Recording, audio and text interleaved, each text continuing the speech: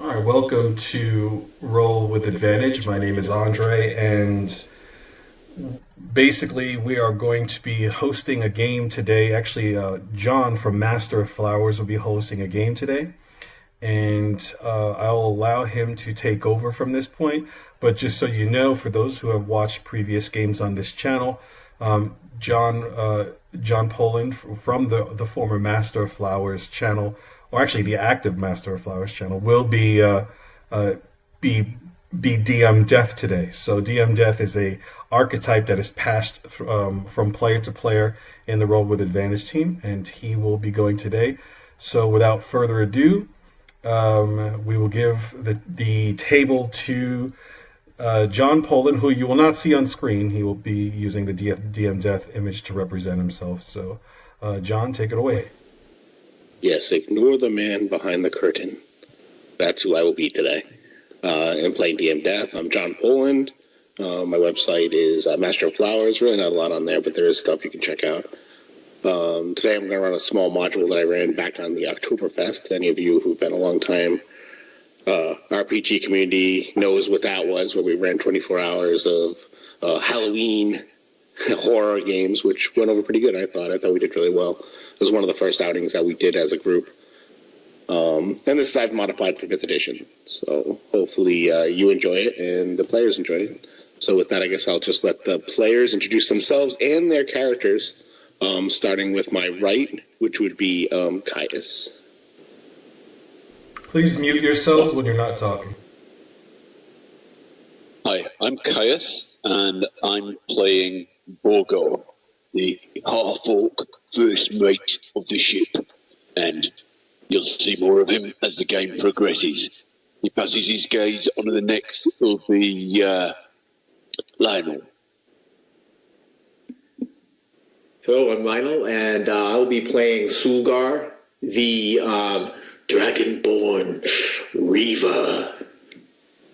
That's Weaver, not Reaver. And I'll hand it off to Aaron. You're muted.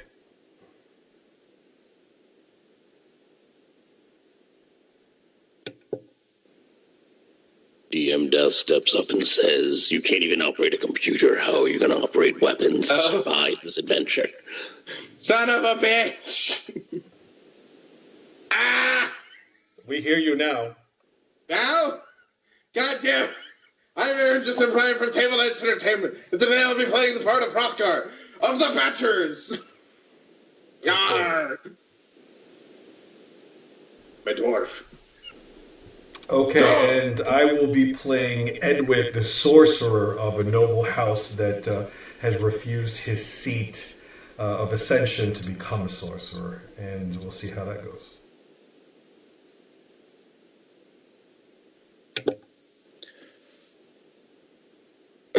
So when we open up, the players have either our passengers on the sailing ship, the Senated, which is heading up the eastern coast of the ridgelands of the main continent. Borgo, who happens to be the first mate, he finds himself on the top deck, giving orders as he normally does on a normal, pristine day. And the rest of you are probably just basking in the sun, the leisurely drive, the leisurely sailing across the ocean. Nothing is bad or untoward happening as you're sailing along. When the skies begin to darken and meteors begin to crash across the sky, lighting them up with red trails of diaphanous fire, everyone seems to just be perplexed, not move, not do anything, as the entire sky lights up in flames. And suddenly there's a shock that just caresses across the world, that kind of boom, as if the end of times is coming. You find yourselves knocked to the ground. Those of you who have arcane abilities, arcane spellcasting abilities, find a strange shifting of how that arcane energy, that tiny dot of power that's inside your chest that you draw on when you cast your spells or draw on that arcane energy to give you the supernatural abilities that you have, tends to shift and move in ways that you're not used to, almost as if it's out of sorts. It's not quite there. As all of you are looking about, some people screaming off to your left or right, you see a young human wizard named Lorelei, who you had met earlier on the ship, a young apprentice mage. She screams out, and suddenly flames erupt around her, just flames bursting out around her. And as she sits up screaming, her mouth gape wide open, more flames just tumbled out of her, spreading across the entire ship. Borgo runs across the ship, trying to obviously put the flames out. The rest of you are moving, not sure what to do, when there's an explosion of darkness. And I say explosion because everything just instantly goes dark, as if it's just night now. And you can see off on the horizon, you still see those red trails of light just moving about.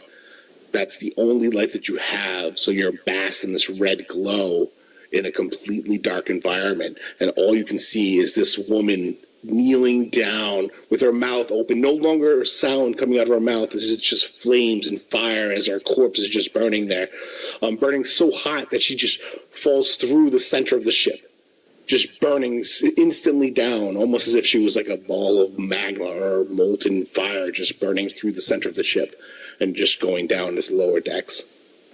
There's screams, the captain is screaming about getting off the ship, and suddenly there's an explosion of hail just comes down.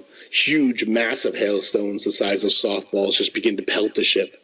And at the same time, rain and whisks of snow as the weather just seems to just go awry and crazy. As all of this happens, you all sort of black out. Maybe you were running into the inside to grab some equipment, or maybe you were running to the lifeboat to get off this obviously sinking ship, or maybe you were just cowering in the corner hiding. Who knows? But what is known is that you awake the sound of the lapping of water, the sun shining down on your body, your clothes drenched, though half dried, as if your body's half on or half out of the water, your skin prickling with the feeling of salt, of dried salt on your skin, sand on the sides of your face just as you lift up, your eyes crusted over. Each of you in turn flops over, looking up at the sky, taking in that deep breath, that oh my God, I'm fucking alive when I shouldn't be. You sit up, immediately probably going for whatever valuables you may have had on you. You're finding all your equipment gone, Nothing survived. You remember cutting off belts. You remember kicking your boots off. You remember pulling off your heavy coats or loincloths or armor pieces that you may or may not have been wearing. Just anything to keep you from sinking into the water as the ship.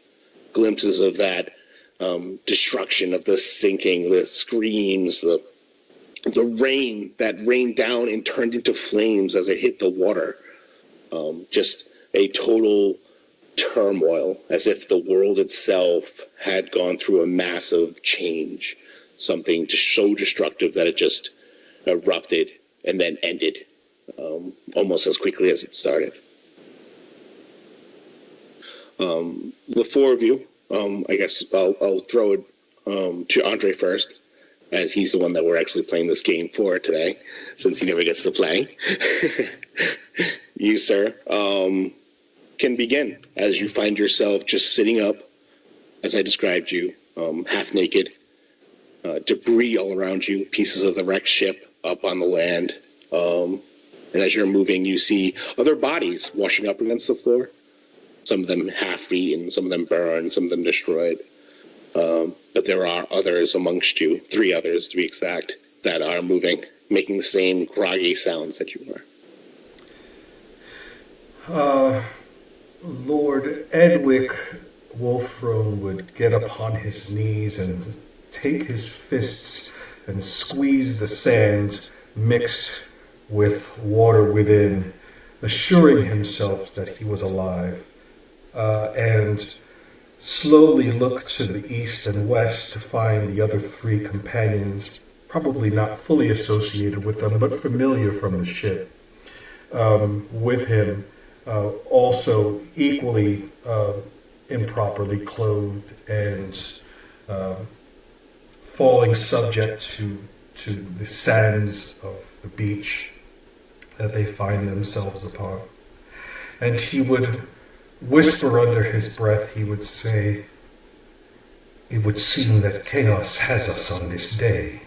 The wild has claimed us all in some fashion." And he stands up and he looks to the other three that are with him, and he does not touch any of them, but he would try and put his finger under their noses to see if they are still breathing, and gently nudge them to say, "Are you there?" And he would start with Sulgar.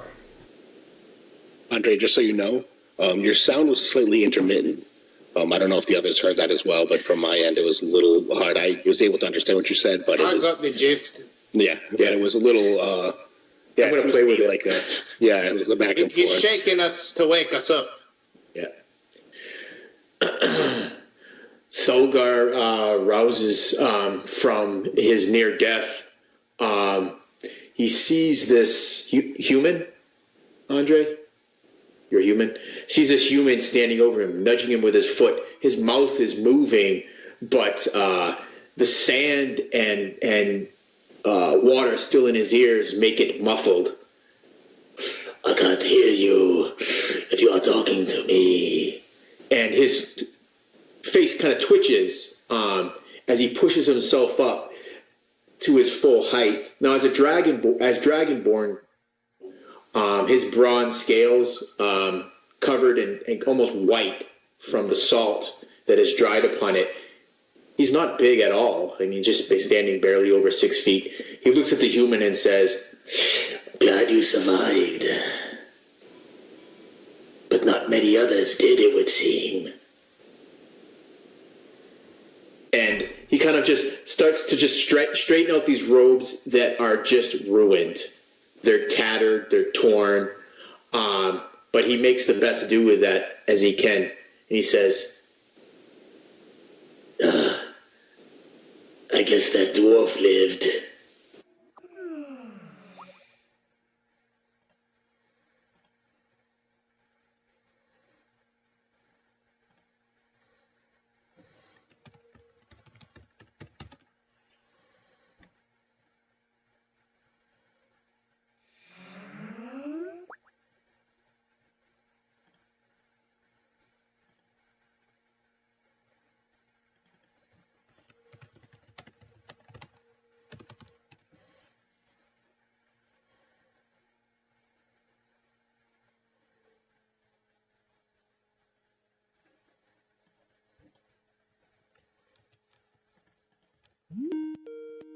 Where's Andre? There's Andre. There you go, brother. So yeah, Hrothgar gets up and goes, "I've drunken a fair many things, but not 8 gallons of seawater. Does anybody have any rum left?" And I look off to the side. "Is there any rum?"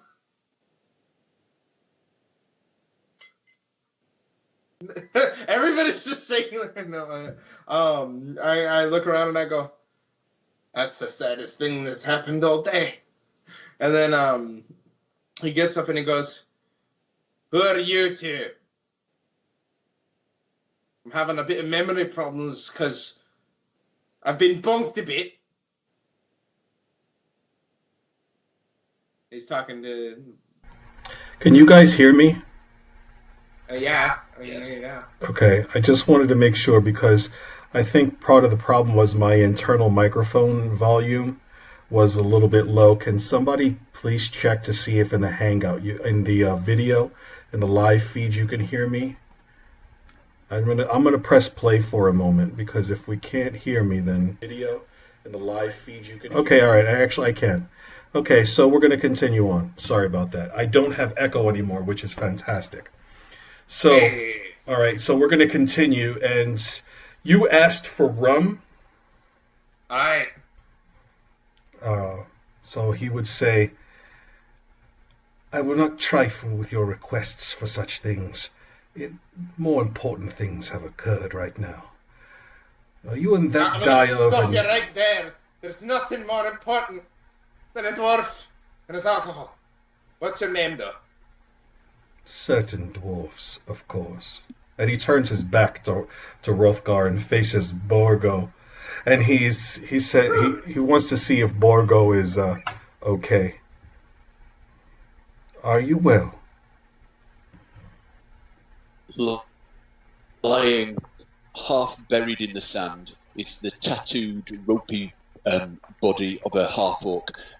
His head is shaved except for one big plait, which reaches halfway down his back. And the half-orc coughs out some sand and still looking down, spews out some seawater and pulls himself up to a sitting position and checks round his belt and lets out a string of swearing curses in different languages as he realises whatever he's looking for isn't there. And he looks up at the human that's facing him, his eyes sort of squinting in the sunlight and the salt around his eyes. His eyes are watering heavily. He looks around at the surroundings, focuses back on this human. What did you say? And Edward goes, I will not insult you to offer my hand to have you stand. So I will ask you again, are you well? Oh, he says. By the tone of your voice, you sound to be somebody of a gentlemanly persuasion. I can stand, he says, pulling himself up. Do you know what happened to the captain? I knew I could smell a Jonah when the passengers came on board. My recollection of the events is quite thin, although I can say that chaos has had its way with this place. And he looks at Sulgar, and does he recognize that Sulgar is a fellow sorcerer? Would he see anything of that on him, a tattoo, a mark, or anything like that? No, he would look more like a merchant. When he actually boarded the ship, he actually was there because there were wrapped rugs that were in the hold of the ship. He was actually traveling to sell these as part of his guild. Though you probably, how long were you traveling for, DM Death? At this point, you've been traveling for 5 days together. So yeah, you would have seen him use magic, though, whether it be to make light when he's down in the belly of the ship to see. So yeah, you would know that he uses magic. Okay, so with that said, Edward would look at Sulgar and say, have you felt the shift as well? Sulgar is actually looking up to the sky, which not long ago was raining death and fire and ice and water. I felt it. Did you see what it did to that poor girl? Poor nonetheless. It had a purpose. Perhaps she had a purpose. We must find out. But first we must find this dwarf some liquor. I believe we might need his help. Edwick starts to walk around and doesn't really gesture to Sulgar or Borgo or Hrothgar to follow him. He would be of the mindset that it would be the best if they did. So he just continues to walk forward, looking for crates and baskets that would have departed the ship that had left them on the beach. And if he finds any, he'll say something from this point, but he'll surrender the narrative to DM Death. Before we continue, Hrothgar would have said, sorry, I was trying to find how to get back to this chat, thank you, I appreciate that. And that was fucking weird. she just started burning through the ship. It's like, but then she went down, and then everything was on fire, and then I blacked out because I was bravely trying to get the longships for us to sail away. I wasn't running. Edwick would turn immediately to Hrothgar, and he would say, "What is your name?" Hrothgar of the Badgers. "I am Lord Edwick Wolfrone, and I would tell you this quickly. If you cannot grasp without panic the certain situation we find ourselves within, you will surely cause the torment of those who are upon this beach and those we encounter from this point further. I need an oath from you, if possible, and I will pay you good upon the completion of this oath. If you maintain your composure, in other words, if you remain calm, I will assure you at the completion of this mission, you will have more rum than you can count." I can count to 10. "You will have twice that." I agree. That being said, if we get into a spat, you don't mind if I lose my composure then, right? "I demand it." Hey, all right then, we're good. Borgo, as this was going on, his whole position in the universe, he relies on his captain to think and control what he does, and his captain has disappeared. So he's been looking around, feeling lost in the world, and in the voice of command and composure of Edwick the human, he's found a replacement for his captain. So he's taking his suggestion of finding some rum for this dwarf as a command. He's busy surfing the wreckage along the seafront, looking for anything, looking for a weapon, but primarily looking for rum. Edwick would continue to walk, turning his back to Hrothgar and surveying the beach, and I will surrender the narrative to DM Death.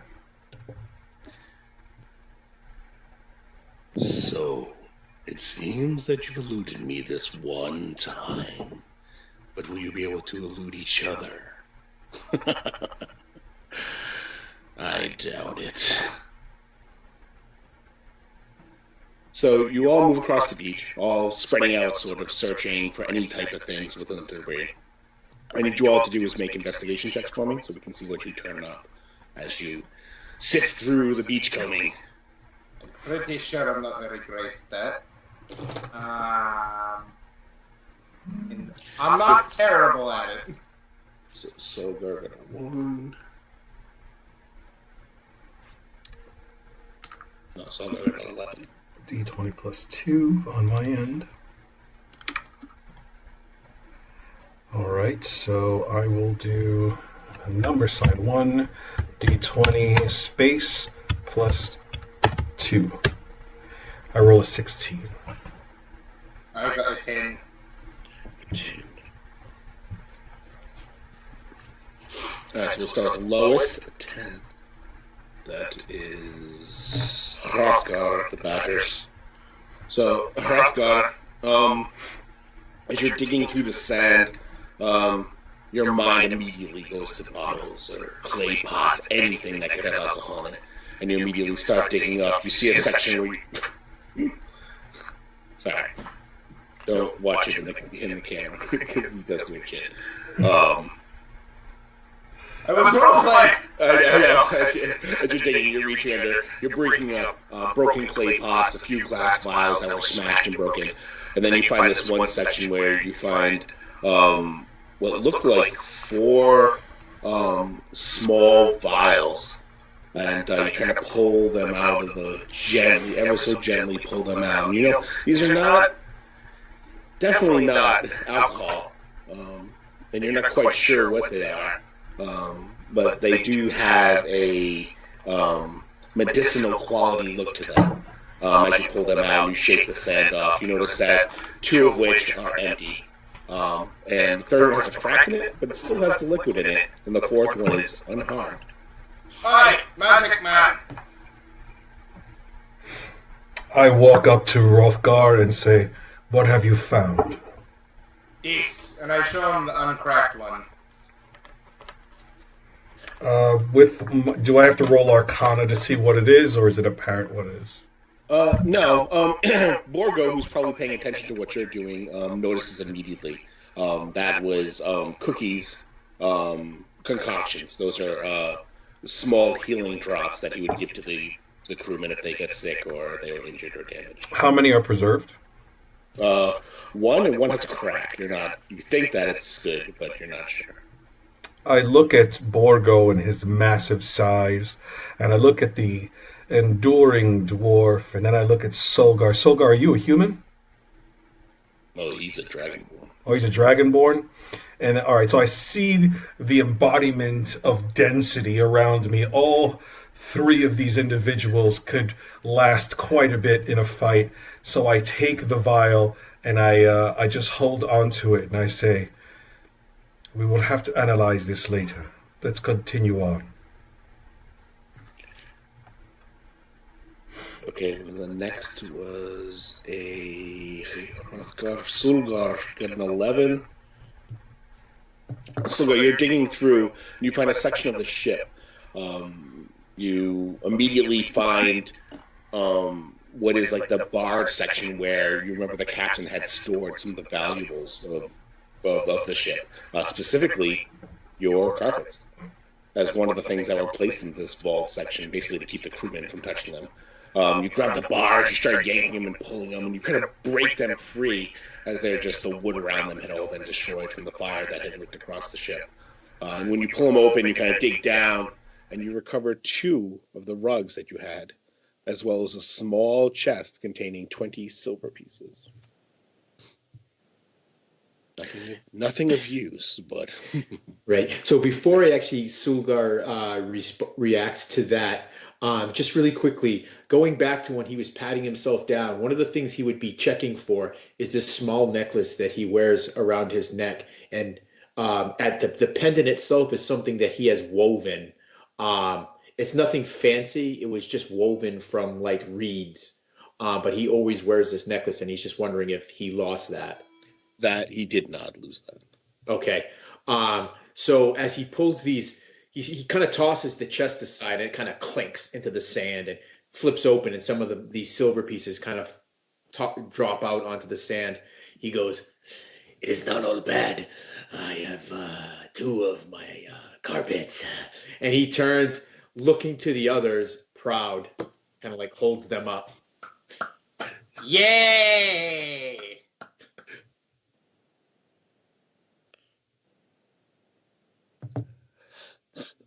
Next was a 15, I believe, Borgo. Borgo, as you move across the beach, you stop, you kind of listen to what Lord Edwick had said, speaking to Hrothgar, and then you kind of walk, and you almost, you kind of stub your toe as you trip over something hard, and you turn around, and you bend down, and you kind of dig into the sand near the edge, and you start yanking. It ends up being just a rope. You had caught on the edge of the rope, and you kind of thick, and you start grabbing it and pulling it, and you find that as you're getting near the edge of the water, you yank and pull, and it pulls a barrel that was actually floating out in the water as you pull in. You pull it up, you're like, "Oh, I've done it. I've found rum." But you kind of get up close, and you can see the markings on the top. It just has the FW on the top for fresh water. But it appears to be a keg of fresh water that you didn't have prior. And sticking into the top of it are 2 daggers, which are actually holding the rope down. Borgo punches the air with triumph, having found this invaluable piece of equipment.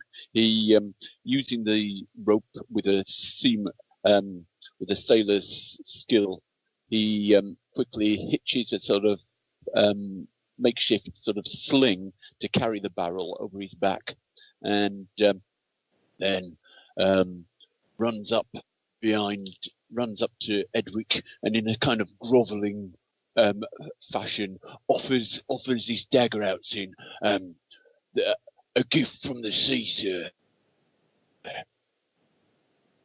You're a real kiss ass, aren't you? "Oi, listen to that, crewman," he said. Edwick would take the dagger, and would he recognize it as his own? No, these are definitely shipmen daggers. They're almost as much as utility knives as they are as daggers. Edwick would But take they're it functional. and put it on. Does he have a belt still? Yeah, if you were wearing trousers, you had a belt. Yeah, the only difference is if you had a like a thick belt carrying a scabbard or something like that, that would have been stripped off from the weight. He would put it on his belt and look at Borgo and say, "We must arm you as soon as possible, Borgo." Borgo shows him his dagger. "I am armed." Oh, so he doesn't hand it to... I thought you said you Borgo handed it to me. I've got two. There were two. Very well. So we must assist Sulgar and Hrothgar. They both need weapons as well. Let us keep on perusing. I'm good. I've got this big piece of wood here. It should serve me fine. Unless you can find my maul. I miss my maul. And Edwick would continue on looking. Lord Edwick, you rolled the highest with a 16. As you're moving across the beach, just having seen everything that was dropped, you notice that Sulgar now seems to be bending down, picking up small rocks of different sizes. Probably not as useful as you would think, as you expected him to be finding rum, but you kind of absent-mindedly move over to a section where there are 5 or 6 bodies all just kind of like lapping against the ocean as they're moving in and out. Those sailors that could not make it or did not make it. As you stop, you begin to just absently examine them, maybe not fully get down and close to them. These poor bastards who didn't have the strength like you did to swim their way there. But, being the type of person you are, you do check them over quickly. And you notice that one of the men, still strapped to his waist, is a cutlass attached to his belt in a scabbard, still in the scabbard. It's probably what drowned the poor fool. As if he had cut that might have given him the last couple inches he needed to get to shore. Edwick picks up the longer sword and looks at the half-orc, and he kind of beckons him and he says, "Better?"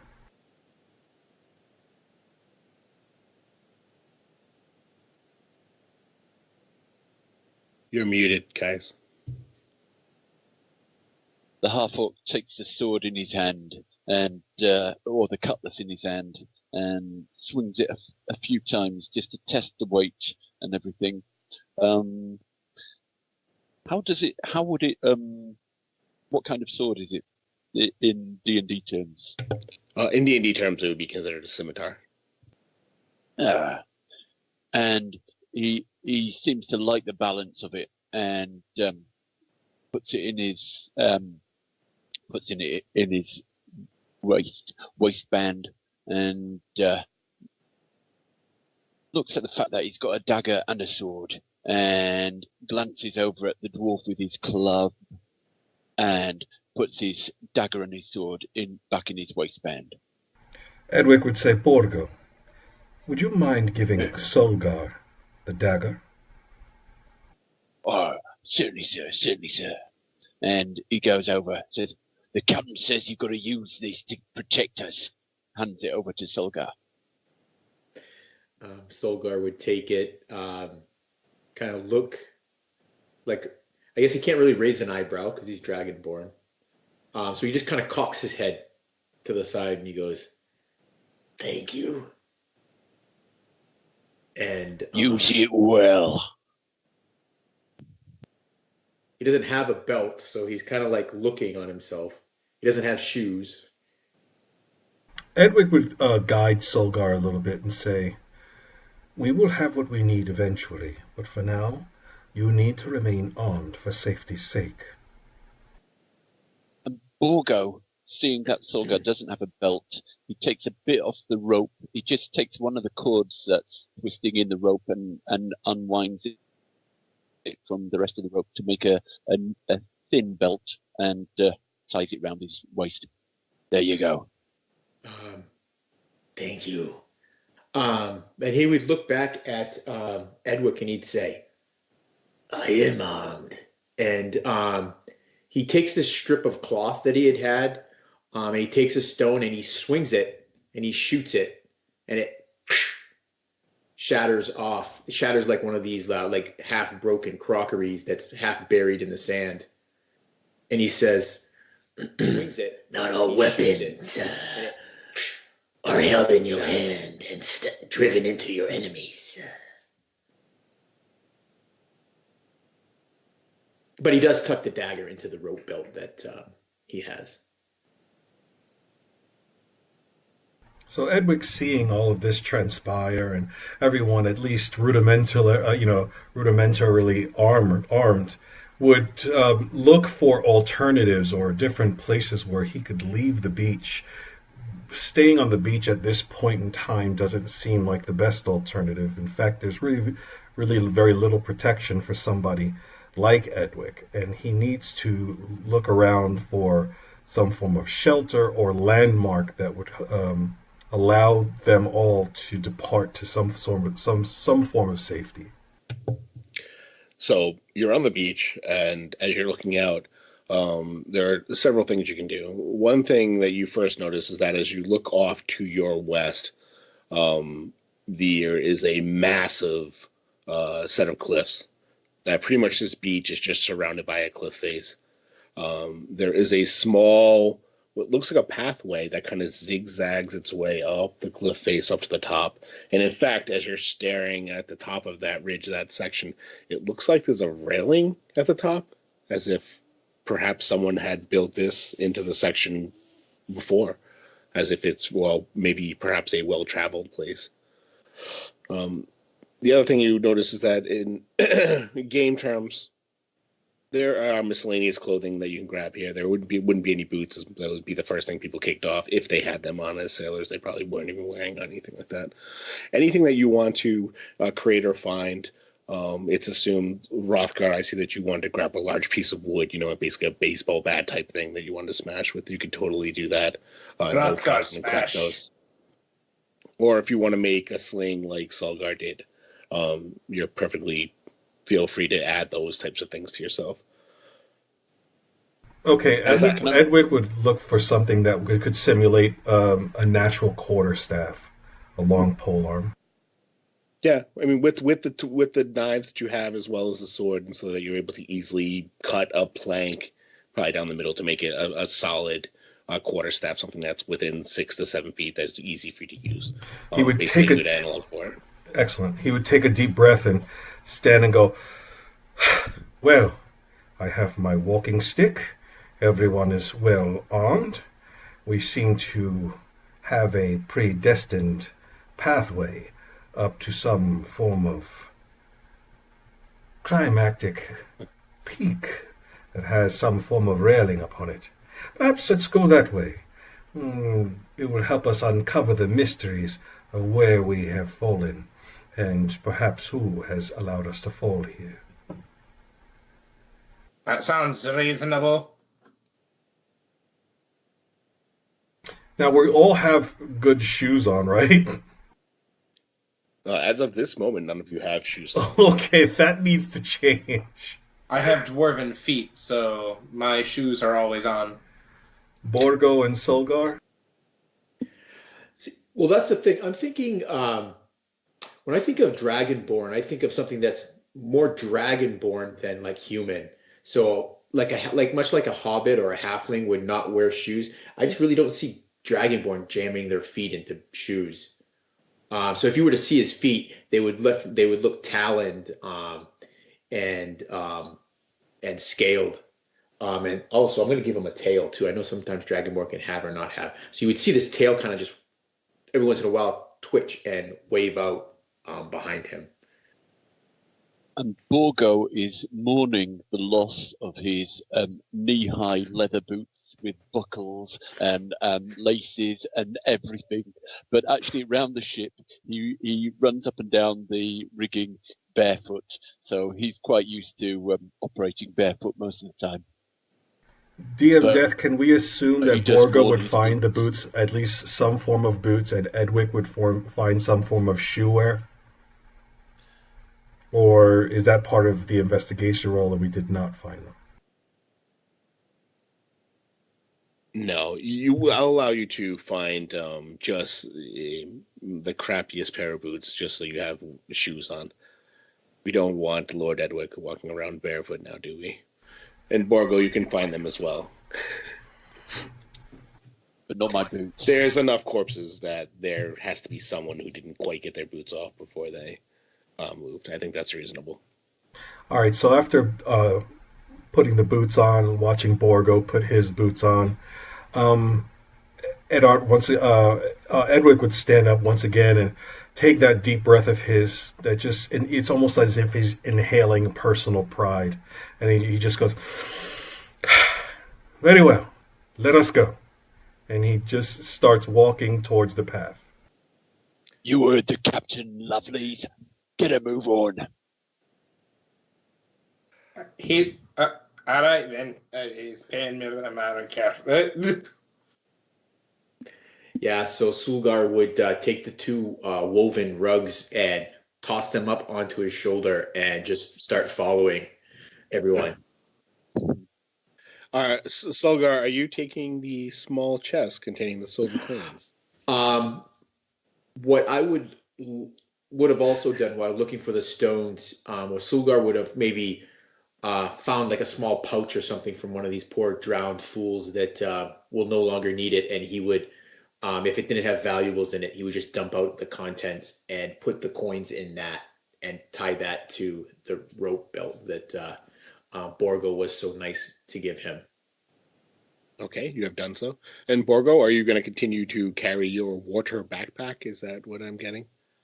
Yeah, he's made a sort of slight sling out of it, so it's on his back, carrying the water barrel, which I think is one of the most essential things. And he's also taken some material from the clothing of one, some sort of canvas material, and he starts tearing it into long strips and attaching it to a bit of driftwood a straight bit of driftwood that he finds. And sort of over the course of the next hour, you'll see that he's crafting a cat of nine tails whip. Nice.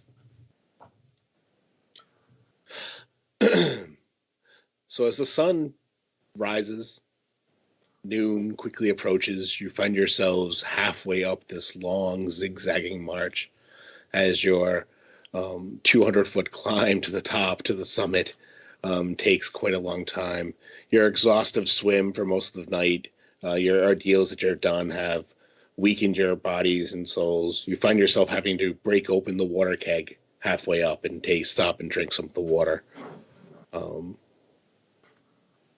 As you continue your movement along, you notice that these stairs are well cut and they're well preserved. They're not overgrown. There's not dirt on them. Someone's actually taking the time to take care of them, which might be kind of surprising. And at the same time, good news is perhaps you're close to some sort of town or village or at least a house or something on the shore. When you get to the top, you notice that there is a strong smell. That smell of early in the morning when the clouds are just hugging the ground. That wet smell mixed with the salt from the ocean scent that's just kind of coalescing around you as you get to the top. You find that from being on the beach where it was extremely sunny, maybe 100 degrees, really hot, and now you're sweating, and now that as you get to the top of this small 200-foot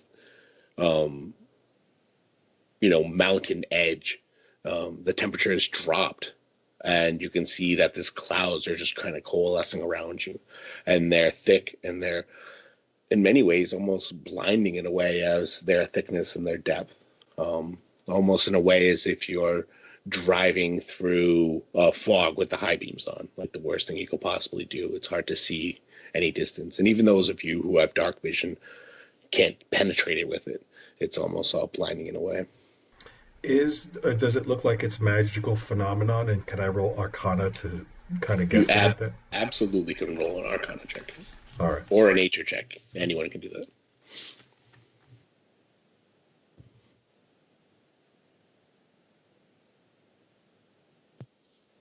Let me just get to my sheet, and then I will make sure that I'm rolling the right way. So it is going to be 1d20 plus 4.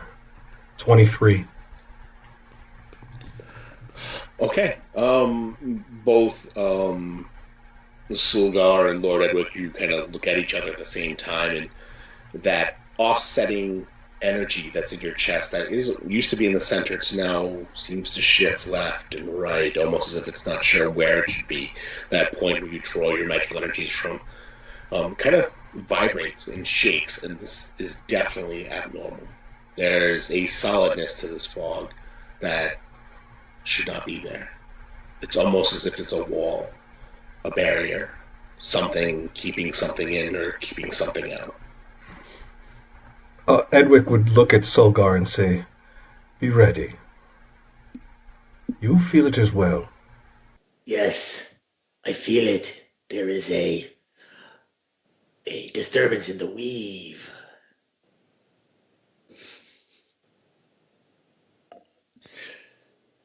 Slowly, you begin to make your way. You find that at the top of the at the top of the staircase where you come over to the landing, there's actually a small rock walkway that you find that moves off to the east and north. And then as you follow this, it actually hits to what appears to be a road, as you see two ruts in the ground that are fairly deep from wagons that have traveled over it, over the years, creating this kind of well-worn area in the road. You still can't see more than 20 feet in front of you, but you can definitely have a choice. You can either take the southern part of the road, or you can take the northern part of the road. Both seem to be shrouded in the fog that you're in. Lord Edwick would surrender to Sulgar, Borgo, and Hrothgar and say, "Have any of you the skill of tracking, or have any way of finding what the optimal route is to take?" You heard the captain. Have any of you two got optimal skills? I'm not bad at surviving. I could make sure we don't die while we're looking for the right place to go. You can use your survival to actually check this, see if is there something about the road that says maybe one way is better than the other. Oh, okay. If you want. Then I'll do that. Okay, let's see. Do that roll and boop boop boo do do do do. So as Hrothgar says that, Lord Edward would say, Hrothgar kind of like says that he's good at surviving and he conveys this. Lord Edward would say, "Good, then you are a new scout." Ooh! Not 20. Jesus. Okay, so Hallelujah! You guys are killing DM Death with these natural 20s. I'm sure it'll turn on you soon. Yeah, so Hrothgar, looking at the ground, you can see that the way that the paths are moving to the north and the way that the ruts are, and that there's a strong smell of just fish coming from the north. You would say that if you probably head to the north, it would probably be a village up there, not too far. I go, oh, God, smells like my auntie's casserole to the north, which means there's probably people that way. That or they're all dead. As soon as he says this, and I was going to say this before, but he rolled the nat 20, and he went bonkers. So what I'm going to say is, Lord Edwick would say, "Good, you are a new scout. Take the lead." I trot forward with my dwarvish legs. What do my dwarf eyes see? Yeah. Okay. So what I need you to do is I need you to make a perception check for me.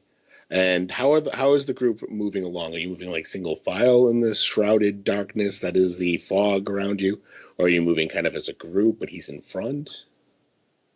I think we should be like, okay, if you're saying something, I can't hear it because you're muted, Sulgar. Sorry, I thought I hit the button. Sulgar would actually be walking alongside of Borgo, and just he would be engaging with him in just idle conversation, asking him questions about how he learned to build that cat of nine tails, and really interested in the engineering of how he made that backpack to hold the keg of water. So I would be walking along. So Sulgar would be walking alongside Borgo. On board ship, we don't have women and servants to do tasks for us. We've got to do it for ourselves. You learn to operate ropes. You learn to operate tools. Craft your own stuff. I can knock these things up, but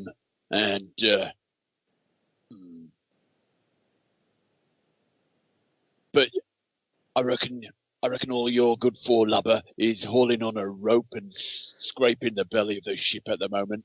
But give me 6 months with me, and I might make a decent sailor out of you.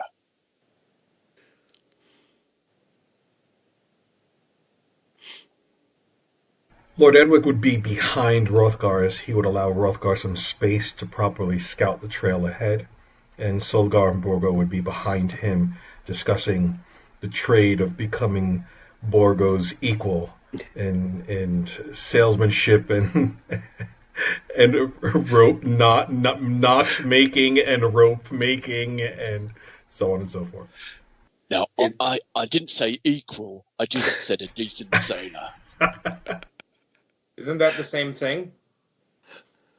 You're nowhere around, rope hauler. All right, so it's quickly apparent that as you're traveling, that you can get maybe no more than 20 feet apart, where almost instantly the person would disappear in front of you, and you gotta like hurry up and like, ooh, okay. This darkness is starting to really creep on your nerves as there's only 4 of you, and you don't want to get separated, so you tend to pay a little more attention than you normally would. Sound seems to operate slightly different too. There's always this slight echoey, and sounds seem to travel not just in one direction. When you're facing forward, it seems to kind of bounce around. It's hard to tell exactly where sounds are coming from.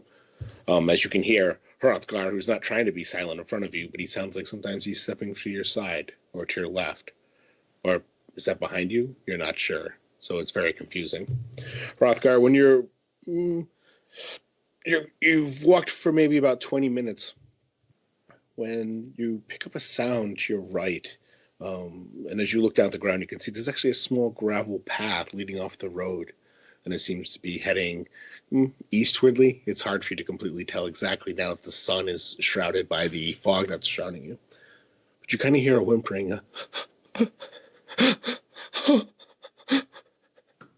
It sounds like there's a scared little girl over there. And I start heading off in that direction. And I go, "Don't worry, wee lass." And what do the rest of you do as you hear Hrothgar yell out this wee lass? We probably wouldn't see him depart, so we'd have to stay very close to him because the fog and just the environment is so hard to see through. So we would actually be forced to follow Hrothgar and see what he takes us to, see what this wee lass is that he is beckoning to. Okay. It's a dude. I bet it's a dude. You get Hrothgar first. You come as you're moving along and you're yelling out "wee lass," and you're, "Oh no, I'm sorry. Go away, Please, I can't go any farther away. As you move closer towards the sound. That's not a girl. That's a crying man. Are you alright, sir? I mean you no harm. Don't, Andre, why are you putting that evil in front of me? Yeah, man, that pizza. Damn it. It's not right. Now you know why I'm crying. No pizza. I can't go any farther away from the pizza. Are you alright? What's wrong? I'm sorry. Please, no more. I can't take any more. I'm continuing to look for this guy. No more what? As you're moving forward, Hrothgar, you notice that on the ground that this dirt path kind of opens up into a wider dirt path that circles around a stone seat, as if someone had put a small sitting area overlooking perhaps a cliff that you can't see in the darkness. But as you move forward, crumpled on the ground, hair jet black but going gray on the edges, all tangled and gnarled with sticks and twigs in it. You see a man, he's wearing dirty yellow robes with red lining around the edges and a trim at the edge. You can see on his front there's all dirt, and it's cut and ripped and torn. His face has scratches. It looks like almost as if someone had scratched physically. 4 scrapes here, there. You notice that one of his eyes is kind of swollen shut slightly, and he's sitting on his on his ass, on his haunches, and he's just looking up at you, and he's just shaking. No more. I can't take any more. I'm not going to do anything to you, sir. Hey, can you pass me one of them bottles? It's just, he doesn't look right. Quickly, because there's very little space between you, the group catches up. That 20 feet distance isn't nothing, so you catch up. And as you get there, you see Hrothgar standing not quite over the man, probably giving him a little bit of space as he seems to be upset. But you see that same crumpled figure just kind of holding his hands up in front of his face. No more, please. I'm sorry. I tried. Edwick would say immediately, "My name is Lord Edwick Bullthrow, and I am here to provide you sanctity. Now be still and remain calm, and we will provide you safety." And in doing that and in saying that, he will roll persuasion. Yeah, you will. That sounded super sexy. I love it when you talk like that. Mm-hmm. Yeah. He's even persuading me. And he rolls an 18. Suddenly, the man kind of, his hands, he stops. I'm who? And he seems to just now, notice the 4 of you standing before him. As if he wasn't looking at you before, even when he was staring at you. Who are you? Who are you?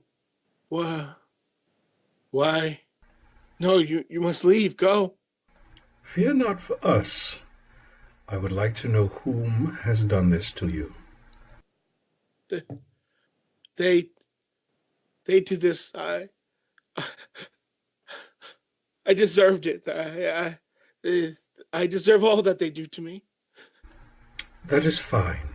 I do not know what they have done to you or whom they are. The question remains, who has done this to you? You know you are safe with me. I have assured you of this. You are confident that that is the truth. So please, tell me, who has done this to you? You see his eyes dart back and forth. And at first you think he's looking from you to Borgo to the Hrothgar to Sulgar. But he's not. He's looking beyond you, past you. No, they don't want me to look. And right before your eyes, you see a small scratch comes across his head and a small trickle of blood runs down his nose. They don't want me to talk. I think it's best if we just leave it at that there, Lord, sir. It's a magic cut. Are we safe here? I don't feel safe anymore. He would look immediately at Sulgar and he would say, witches, warlocks, accursed magic. They are scarring him from afar. We must Stop it locate. there. When you say cursed, he looks up. Yes, cursed. I did everything I could. I tried. It was gone. I tried to stare. His blessings did not come to me. I called forth the magics, but they did not save her. Save whom? Her little Hammerus, the small girl. I tried to save her, but my magics did not work. Sister just tore away from me, gave not my powers. I could not save her. And then they know I had to kill her because she died. You killed the child. She sat up. After she was dead, I had no choice. I had to kill her. Wait, she was dead and then she got up again. Yes. Are you no talking choice. Are you saying they're zombies?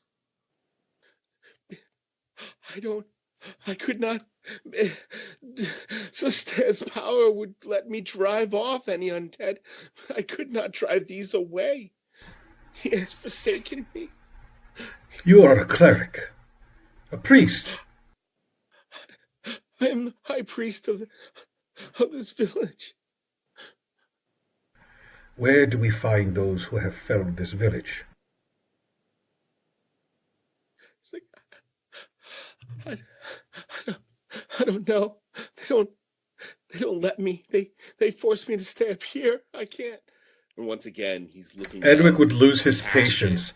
Yeah, Edwick would lose his patience, and he would just go down, kneel towards the man, and perhaps Sulgar, Borgo, and Hrothgar would not like this. But Edwick is lawful good, and he has heard the death of a child. He has heard an entire village has succumbed to magic that at some point in time, this gentleman, this high priest, had some hand in, either voluntarily or involuntarily, and he would kneel down and he would say, whether you had some part to play or not, I will tell you this now, and I will tell you this for the last time. You will inform me where to find these accursed ones, or I will take you with us by rope. And Borgo swings the rope in front of him. All right, so Andre, I need you to make an intimidate check at advantage. Because your friend Borgo is very threatening, and the giant dwarf, and the giant dragon. I'm just a huggy little cuddly badger. Oh, you got the biceps like thighs.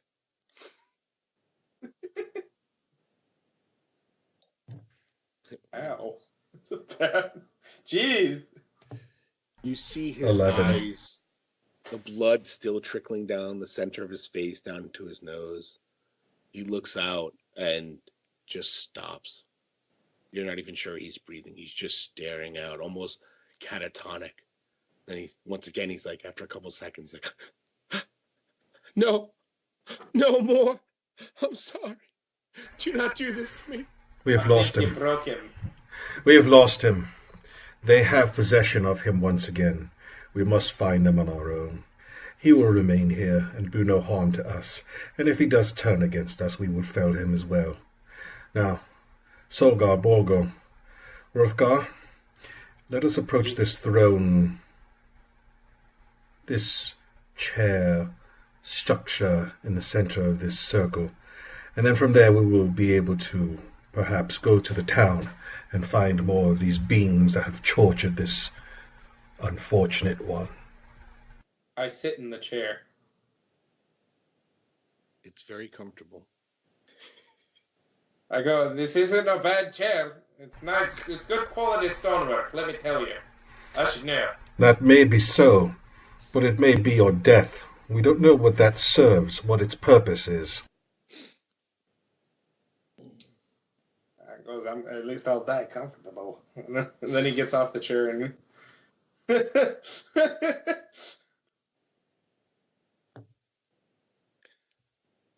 So what? So I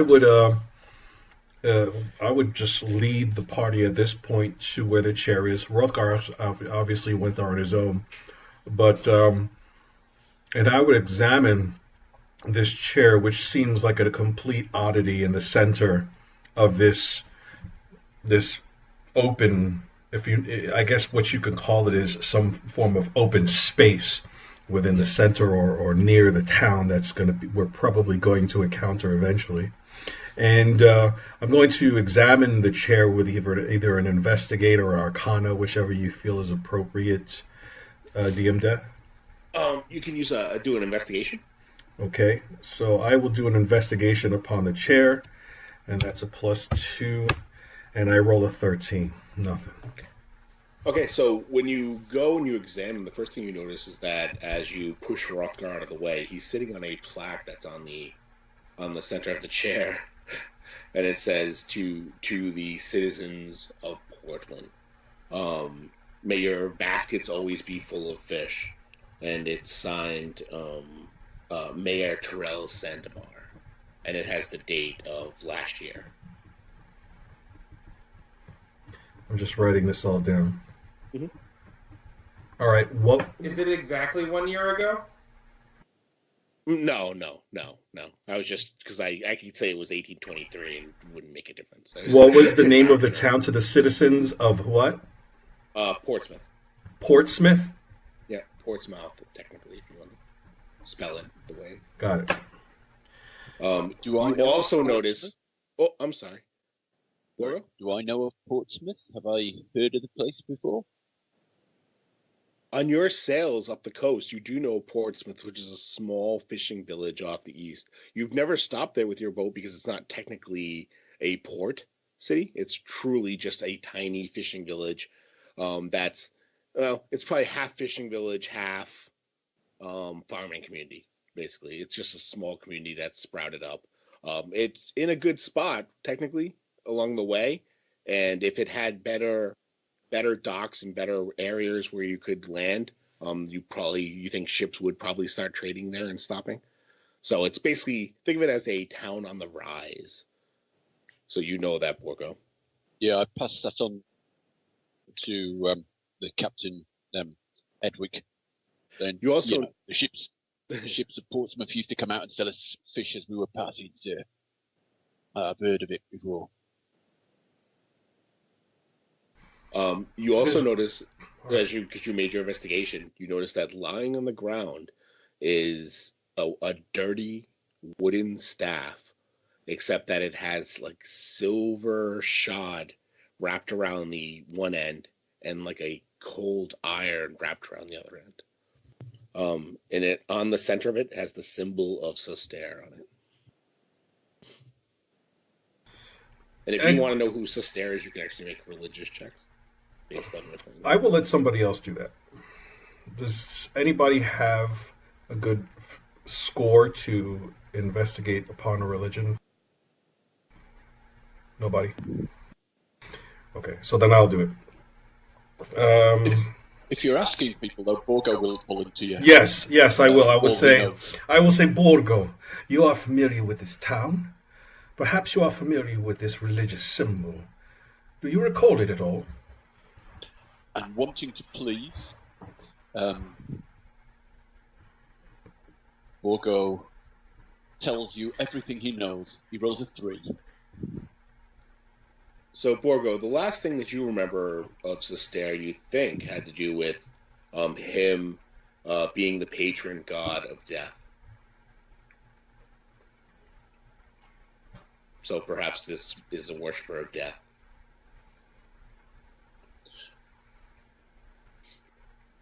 I don't feel that's enough information, so I'll carry on adding bits of information to try and impress my captain. He's the god of death. He sucks people down to their watery graves, sir. He's always on the prowl. He follows ships around the seas, tormenting sailors. He calls from out of the darkness. He's always there behind them. He's trying to scare the other two as well. That sounds horrifying. If I cared. I would ask. And actually, go ahead, Lionel. I'm sorry. I think you're muted, Lionel. Go ahead. Yeah, I was. Sorry. I thought I was muted off my mic, but I was actually muted off Skype, so I apologize. That sounds interesting. Death is natural. It's part of the pattern. So he's not. Sulgar's not scared by that. Edwick would be extremely upset, considering finding a relic such as this, and he would ask Borgo for a cloth that is ripped or something, because he would not want to touch the staff on its own. And You heard the captain. Give me one of your cloths, he says to the other two. The only thing I have is a cloth covering my junk. He looks at that and turns to Sulgar. You got anything? As Sulgar's standing there holding his two carpets on his shoulder, he's like, No.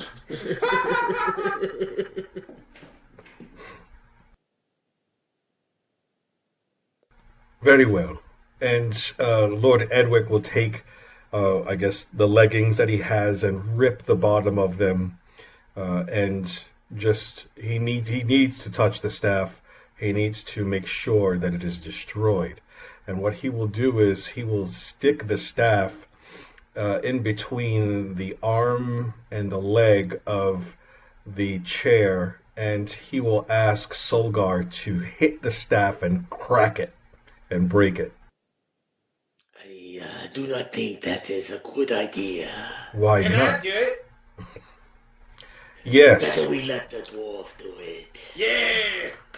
okay, so and Sulgar's gonna move probably about 15 feet away because he wants to keep them in his sight, but I got as far away as he can. I take my big stick and I smash the stick. Oh god. Is this the end of our group already? Go around destroying staves that could be magical. Oh, we are going to have a good night. It's not my fault. Yeah, so make a strength check to try to break this staff. Lord Edwick, as you pick it up, it's extremely light and well balanced, especially if you hold it in that centerpiece where that image of the rising sun is. I got a nappy one. So there's a resounding crack, and your board, the massive board that you picked out of the the whatever remains of the ship was there, just snaps in half over this. Truly, this staff must be magic. The staff seems unscathed from that. Edwick takes the staff. What are you doing? That's mine. Oh. Good thing I didn't break it then.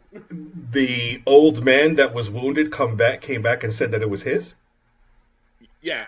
I mean, he was only 10 feet away from you. He wasn't even that far on the ground. But yeah, he's now up and he's standing maybe 5 feet from you. And he's looking at the staff almost pleadingly like, that's mine. I earned that. I'm a high priest of Sister. Sulgar would go forward. Are you still holding the staff, Edwick? No.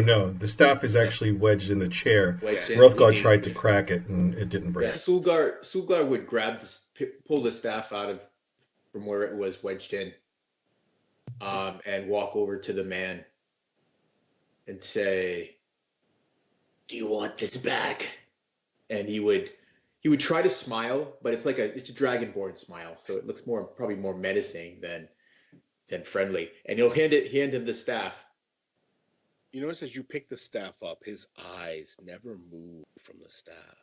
And as you move towards him, and even though your smile would be disconcerting for the majority of humans, yes, literally his eyes dart around no matter where the staff moves. And you reach out to him, he hungrily grabs a hold of it, holds it close to his chest, and kind of just squeezes it. His knuckles turned white. He's like, yes, thank you. I feel better now. And you notice that he kind of like reaches up and wipes his face. The blood just kind of spreads across it, but that's you can't see it, so it's not that much of a big deal. Horrifying on your end, but to him, he can't tell. You feel good enough to tell us where we need to go? He's like, you came. You should leave. You should leave by the way you came. It's not safe here. Well, your about immortal that. souls are in danger. Sulgar would kind of come down to his eye level. He would like kind of hunker down so that they're almost eye to eye. And he'd say, We can't do that. Our ship was destroyed.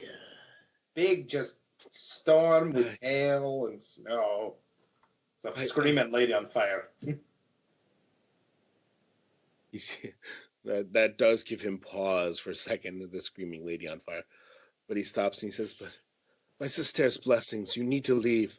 Anything is safer than here. Leave the fog. Head. Go whichever way that you came in and go the opposite direction and just keep going. Edwick gets extremely frustrated once again with the old man, and he says, "You are a follower of death. What do you care of our life? Now listen to me. You will tell us where to go in this town so we may finish our investigation. There is nothing for us on that beach. We have stranded here. Now you will assist us. We have nowhere to go. Stop being foolish." As you finish talking, he's like, Death. Sister. Sister is the god of the sun. We put down the death. Shout Jesus Christ. Borgo. I know that sign. You follower of death. Do not try to deceive us. And he's shouting, trying to shout the guy down and intimidate him into shutting up. In front of the man showing up the orc's lack of knowledge. The man begins stepping back and just kind of falls to the ground with his staff. He's like, "But God, no! I will not speak against my God, whether he left me or not. Sister, You the seem God of the dawn." Awfully upset about him challenging you on that there good old Borgie. I think you may have just been a tad overzealous with your thought process on it, maybe. does Sulgar see anything on this man that might indicate like maybe like a symbol of the sun or something like that? You see on his robes when he had fallen back, you saw a glimpse of his back, and he has the symbol that's identical to the symbol on the staff on his back, which is the rising sun. You also notice that when he had moved, there was a glint of something silver underneath his shirt that looked like it could be a sun, perhaps a holy symbol or something. Yeah. So Sulgar would just kind of he'd say the god of the dead symbol, the sun. Yeah. He'd say, I beg your pardon. and he reaches over and pulls the symbol out just so he can see it, not to pull it off of him, but just to see it. He futilely, unable to even whatever your strength is, he's so weak. He tries to swat you away as if like you're trying to take something from him, but you manage to just wrestle it out. You see there is a silver symbol of the sun. It's just a emblazoned desert there. cult. They burn everybody to death. They die in the smothering heat of the desert. A second ago, you said that they would follow you in the sea. Your tails are getting twistier than a dragon's tooth, son. Gradually, Sulgar stands Borgo up and loses he his just confidence. shakes his head at Borgo and says, If you don't know the answer to something, you should not make it up. I know more about the world than you've ever seen. I've traveled wider. And he sort of starts muttering to himself, sort of a little a bit crestfallen. Sulgar I bet would they help don't know him. how to tie a double back dragon knot. I bet they don't know how to, and he's muttering to himself.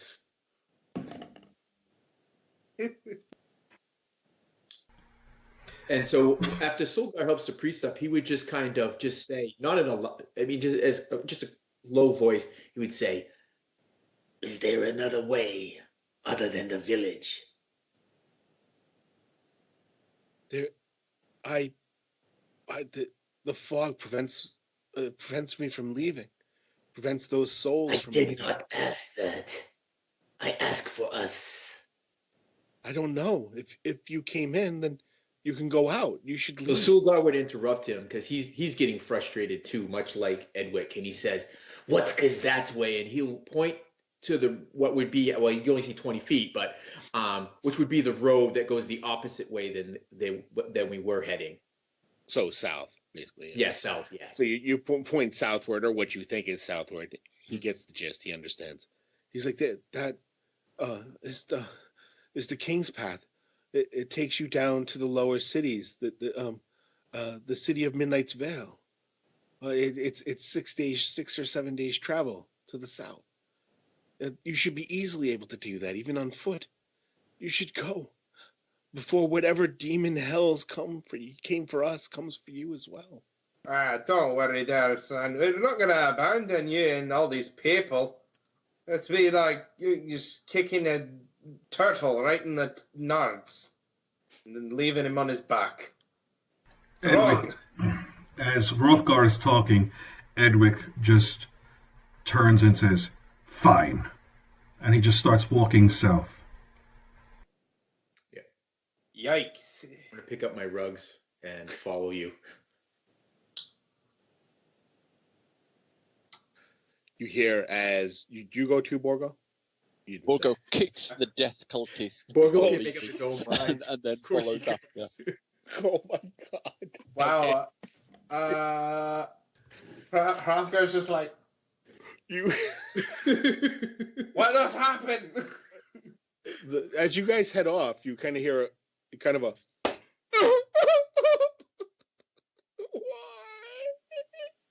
I didn't do anything.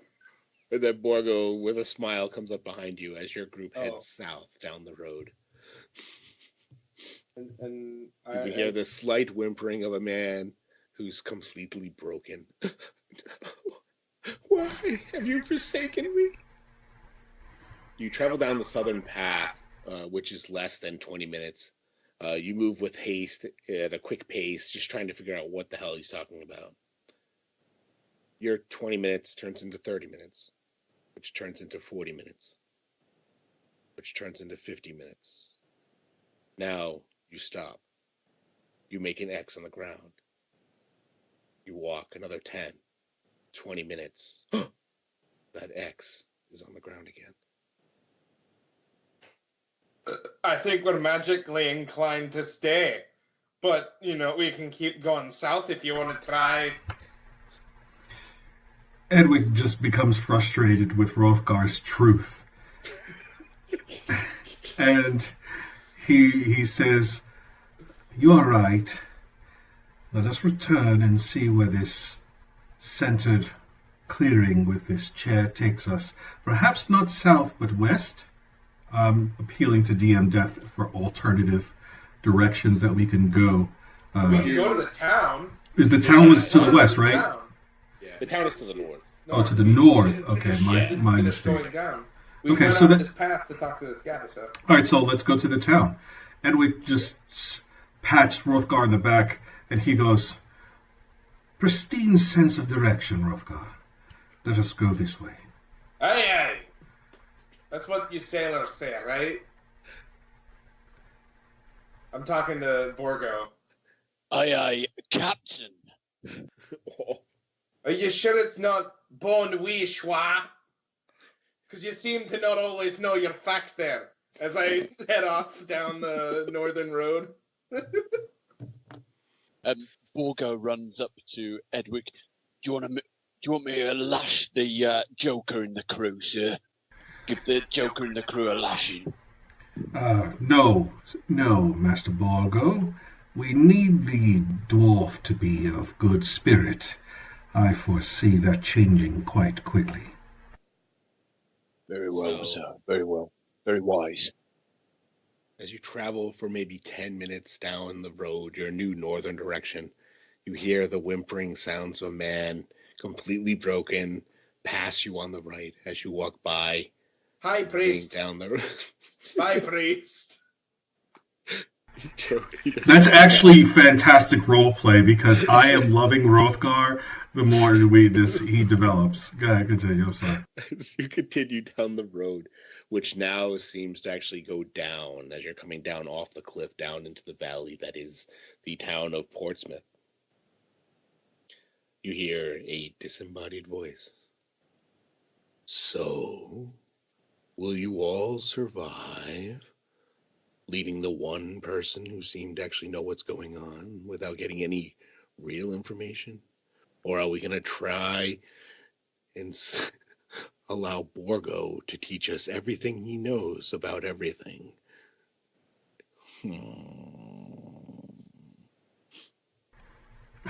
All right, kid. That was just want to say that was my first DM death experience where I kind of went, "Oh shit." Yes. Welcome to the full time, Joe. Yeah. I mean, do you guys want to take a quick break, or do you want to just keep going? yeah, let's take like a 5-minute break. I need water. I'm gonna take a restroom break too. Yep. All right. Me too. This is great. I love this group.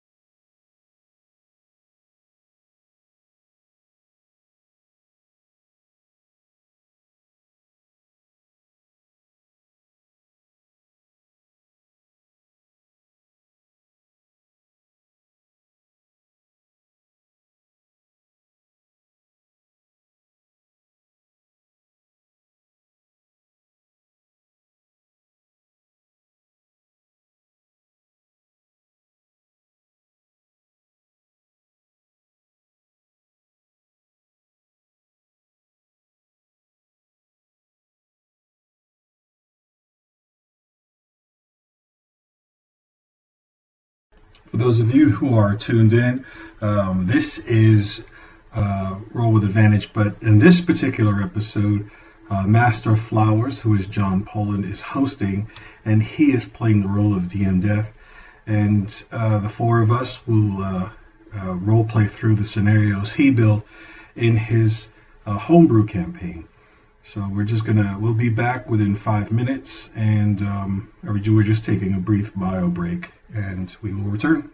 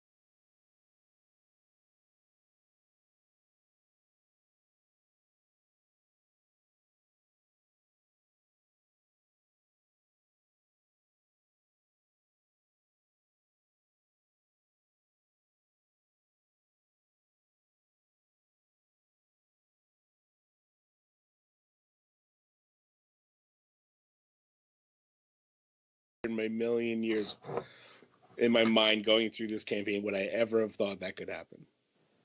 What happened?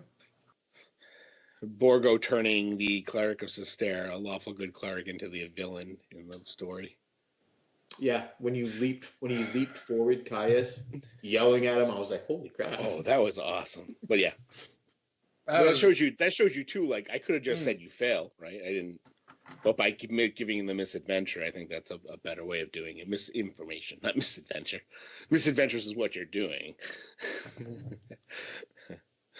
Is everyone all set? Dude, you're drinking vodka and some sort of chocolate drink. Man, you are going to be sick tomorrow. gin.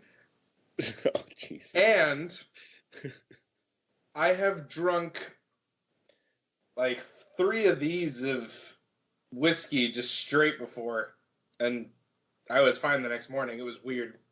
Like, everybody was like, you should be throwing up, but I think I have some weird thing with alcohol that I can't process it the same way normal people do. Yeah, advantage versus poisons because you're a dwarf. Deep in my heart. Okay, my friends. So you find yourself traveling down the steep incline. It's not so steep as the road itself obviously would be impractical for any type of wagon to go down. But it does do a little kind of an S maneuver to go down to lessen the direct path of any wagons coming down. You have a feeling that you would see a beautiful overview of what this town would look like, except that all you see is 20 feet in front of you is a wall of fog, and it prevents you from once again seeing anything. And there's kind of sounds emanating around you. Every once in a while you kind of hear that, "I'm sorry," almost whimpering as if it's close to you and near you. You hear, strangely, oddly, the sounds of farm animals off the distance. You know, roosters, pigs making whatever a pig noise is. Even you hear the screams as if someone is being murdered and then silenced. As it just cuts off completely. And perhaps it's your imagination, perhaps it's the fog itself creating the sounds, or perhaps there's dastardly deeds being done within the town proper that you have not come across yet. As you move down the road, you can hear the sounds of what sounds like a farmhouse or a farmstead to your right. You can't see anything in the fog, but it looks like it's possibly you could, either go right or go left, but there's definitely a farm in front of you. The main road actually veers to the right. But it splits off to the left. Edward would start heading towards where the farm is, suspecting that the screaming and the murderous sound that he had heard came from there, which it seems like it's the closest building or structure to them. So he would definitely go to see if anyone needed saving over there. As your fearless leader moves forward, the rest of you follow along so as not to get lost within the fog that surrounds you. It's not far off the road where you find a small path and a gate that opens up into what is a farm, a small farmhouse. It has that air, that smell of hay, chicken excrement. It just has that natural farm smell to it. But there's a freshness too, as there are smell of flowers that are blossoming. Surprisingly, even in this thick fog, this darkness, there are flowers that are growing. As you get to the farmhouse door, you see that it's slightly ajar, just slightly creaking. Just slightly. Even though there's no breeze, the door itself just seems to swing just ever so slightly in and out, in and out. Edwick, not even remotely scared and more angered at the fact that the fog is still persisting and that it has some form of magical persistence to it, would open the door and swing it open so that everyone could enter in the farm quite easily. And what does he see once he opens the door? So, Lord Edwick, as you open the door, you kind of fling it open with gusto, not afraid of anything. ready to lend aid to anyone that may need it. And in fact, almost hoping to, as that is, I think, the type of person that you are, that you want to help other people. You see a scene not uncommon. You see a small living area with a hearth on one side, with a small table with 4 chairs around it, all of which are pushed in. Table perfectly set as if someone had been getting ready to perhaps lay out dinner. You can see that there is on a hook lever over the hearth is what looks like a metal, almost like a metal cauldron. Think of it like a Dutch oven type deal.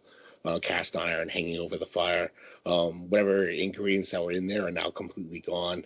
The fire itself is completely out, so there's no flames. But you notice that through the building onto the other side, you can see that there's a door that's open. And that door seems to just kind of do that same swinging, that eerie kind of open close.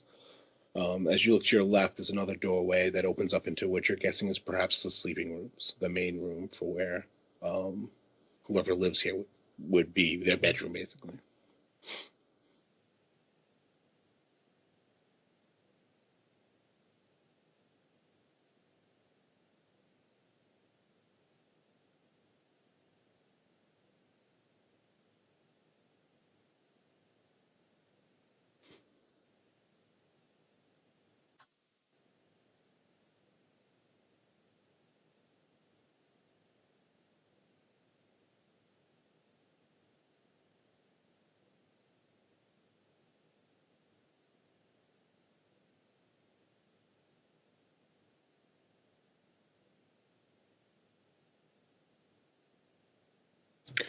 So you move into the room, almost expecting to see someone there, someone suffering or something bad that's happening.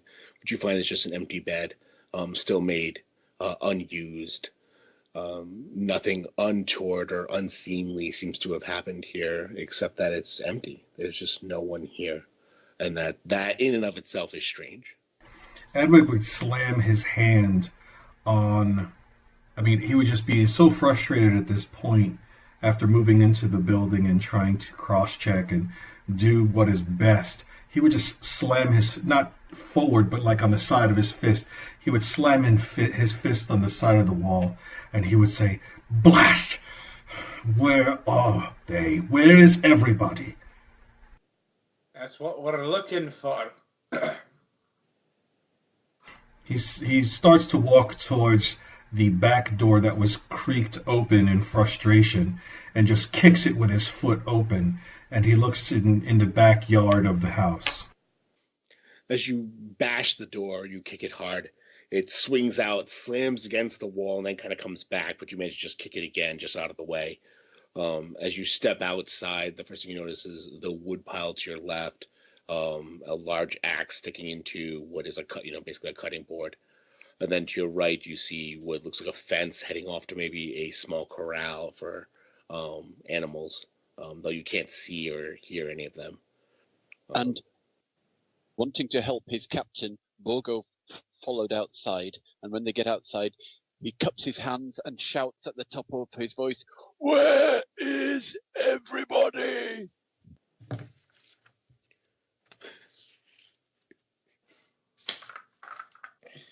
Sorry, you just broke me. I don't think I've ever had someone in a horror game just scream out of calling for the bad guys. I don't think Borgo understands horror. You hear, yeah. You hear the echoing sounds of your voice, so loud as if you had a microphone up to each other's ears, and it isn't just a single sound. It echoes and echoes and echoes and reverberates. It just enters everywhere around you. You hear the sounds of horses neighing all way off in the distance.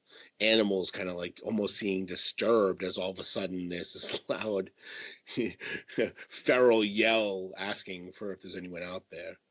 Then you hear just a subtle sound. You hear kind of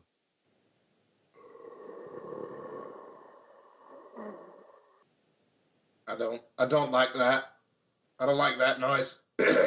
I look at the axe. Is the axe a throwing axe?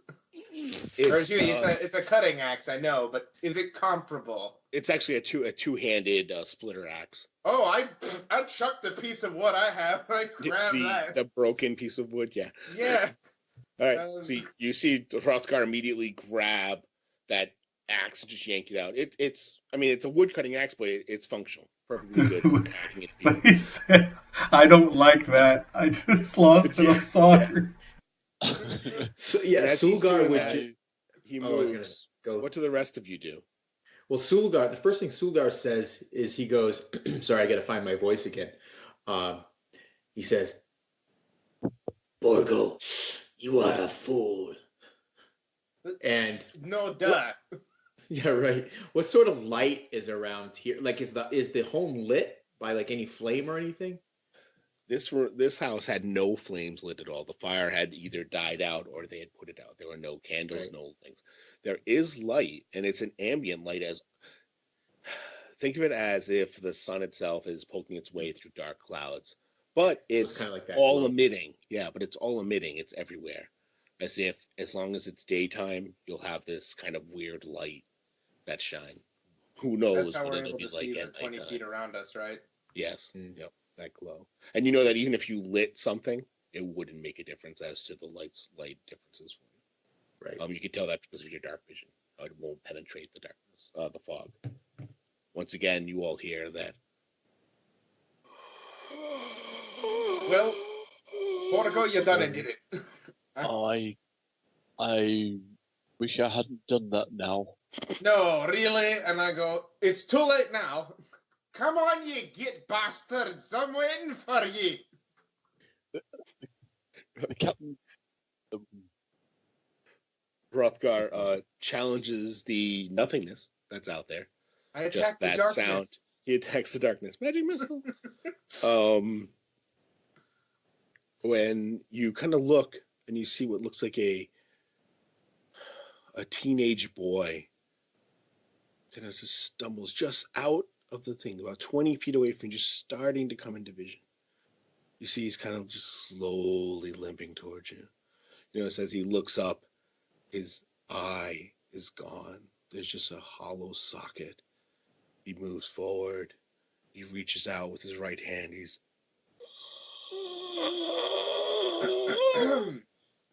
Lord, do I have permission? Because he's obviously... Yes, go now. Yes, you have permission. Okay. I charge in there,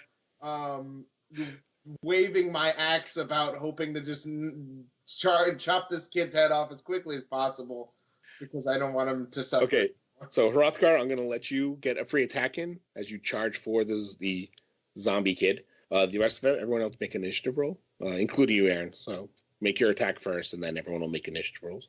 Okie doke. And I just add my strength bonus or my strength and proficient. It's been a long time since I played 5th edition. You're proficient in wood cutting axe, so yeah, you can use your proficiency plus your strength. I always knew I was proficient at wood. Under dwarf, it says any frickin' axe you want. 1d20 plus 6. Not 20. What? What? It's either. No. We have been rolling like crap. If you look up, our rolls have been crap, and now it's coming back around. So you've got the 20. No, it's me. I'm saying I either roll like absolute turd bucket. Right. Or because I've gotten 2 like 1s and 2 crits. So yeah, I critted trying to chop this poor boy's head off. And I'm gonna roll initiative now. And you're gonna roll for damage too, so I know whether you that's right. this creature or not. Oh, what's the damage dice? I have a maul. For the axe, we'll say it does 1d8. Okay.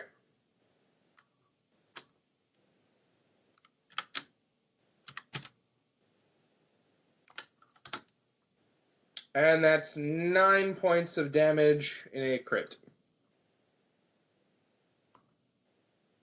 So you double the damage, and then add your.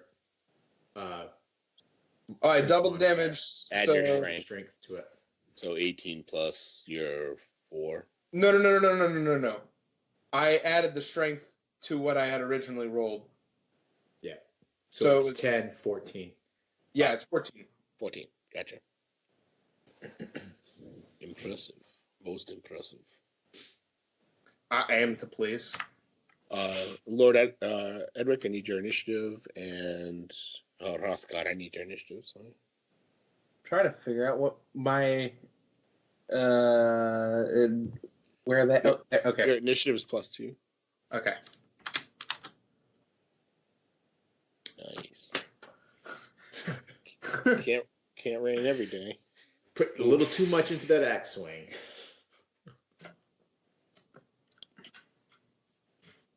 I just hope the poor boy can rest in peace. The funny thing, I was going to reckless strike, but I didn't need to. Did you bonus action your rage, or did you just not even bother? Yes. I mean, I assumed it was implied by. Well, I thought so too. I just wanted to make sure. So you did 2 more damage than that, because you do +2 damage when raging. Yes. Excellent. Yes. Luckily, I'm here to help you, and Thank not you. against you. So Hrothgar, with a scream and rage, foam in his mouth, leaps forward the 10 feet and brings the axe down, cleaving into the upper part of this young man's chest. It hits him. He yanks it out. The creature just and reaches out to attack him. Except that we go for initiative. That's Borgo. That mighty blow would have felled most people that you would have expected. He should be dead. Again. Borgo, startled and worried by his own thing, a sort of worried look appears on Borgo's face, but he reaches for his cat, and he lashes out from a distance to try and attract the boy's attention. So he let's see, I'll just roll. I'm on the got it. I only get a 12. Okay, that's a hit. Okay. Do you want to know damage or does it matter?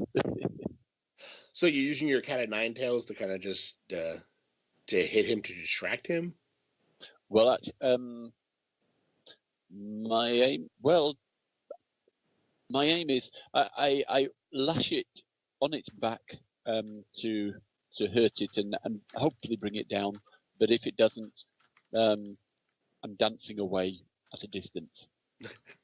Okay.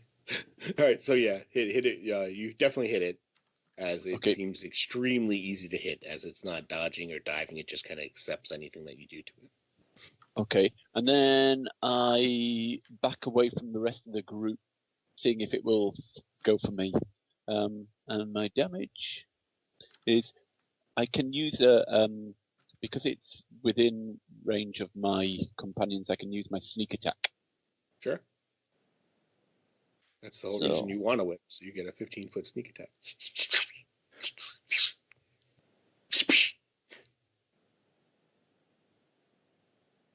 Take the other eye out. If I have different types of dice, do I need to roll them separately or together? I mean, can I roll them in one thing and roll? I'm not really sure. I think if you separate them by commas, it will work. You can test that out.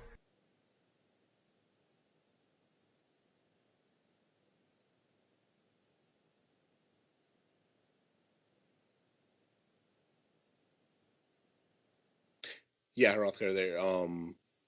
Basically, it'll do 1 damage max, but it's still enough for him to get his crit off. So.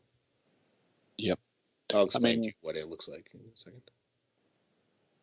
With the no, it doesn't work like that. So I'll roll them separately. This is the whip damage.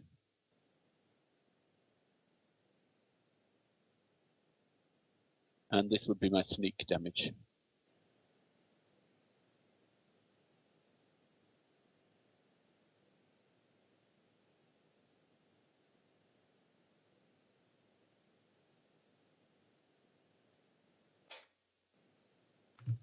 Nine total. Yep. So you lash out with your handmade whip that you just created, your nine tails. The whip hits, slapping into it, ripping a whole section of his face off, pulling out his whole chin and part of his neck. The creature, though, seems to be completely focused on the diminutive dwarf in front of him. Okay. How far are you going to back out, Borgo? Are you going to move into the house, or are you going to move out of sight of people? Remember, you only got a I'll 20 move foot aside. I'll move aside to the limit of our range of vision, so 20 feet away. Okay. That puts you in the doorway to the house. Would be the farthest. Unless you go around to where the wood pile is. But then you're approaching the edge of the house where you can't see around it. I'll go to the door. Okay. You see a whip crack. The zombie's face explodes from the damage that he did, and then Borgo quite deftly just leaps backwards standing in the doorway as if he was always there. Sulgar, what do you do, my friend? I think. So, how far away is Hrothgar and the zombie? The zombie is exactly 20 feet away from you. All right. Hrothgar I think I would is shoot 15 feet technically. Yeah, I think Sulgar would shoot. I don't think Sulgar's going to shoot his sling, a stone from his sling that he's made. And I believe that would be at disadvantage, right? Well, no. I mean, unless you don't have sling yet. No, sling is a. No, I have. Yeah, I have. It's a simple weapon, so yep. Fire away. All right. 8. That is a hit. Gotta love zombies. Yeah. All right. So it's 1d4 plus 2.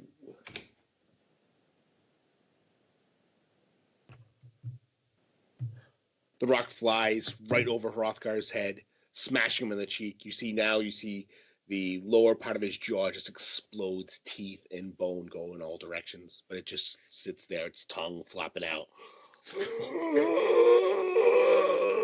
Oh, God, no. Damn it. Hrothgar, you're up.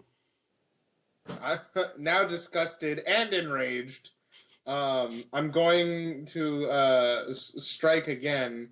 I will ask for a reckless strike attack, regardless of what I roll first, because I should declare it before I make any rolls, because that's what a good player do. Let's see. Boop, boop. 20 plus 6. And I'll do it again. Boop. Ha! I got a 20. Not a nat 20, but. Oh, 20. hit. Absolutely hit. Bum, bum, bum, bum, bum. And 11 for damage. So tell me how you take out this zombie. All right, so the zombie is clamoring on to me now with its loose jaw, its tongue flapping about, almost licking the side of Hrothgar's cheek. Hrothgar's just like, God damn it! Just chopping the head off. If you're gonna throw rocks, make sure it hits them square in the head and not their jaws. As Hrothgar says that, you wipe your hair, the blood out of your face, and you open your eyes. And in front of you, you see 3 other shadowy images moving in the darkness. Oh, that God. kind of Fucking corpse! Lord Edric, you don't see anything, but you still hear that sound. We must depart. Come, withdraw. We will come to the front of the building and see if we can escape on the other direction, and see if we can find an armory. We need weapons. Fine! Will Hrothgar actually follow the commands, Lord Edwick, or will the rage overtake him? I'm gonna roll a wisdom check. Yes, he will. Set. What's the difficulty? I want to see your roll. Okay.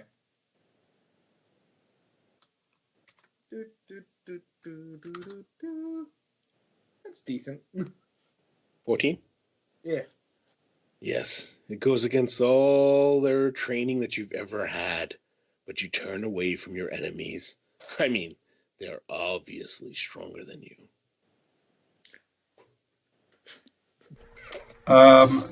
Edwick would secure the door behind them and head to the front door of the building and look around outside to see if there's any more figures like that. So, Lord, as you push past Borgo, head into the building, head out the other side, look out the front door, ready to probably close the door in case something comes at you. You don't see anything, and as you're listening, you don't hear that sound. I mean, you can hear it behind you, but you don't hear it in front of you. I yell at them, "Come, let's go now."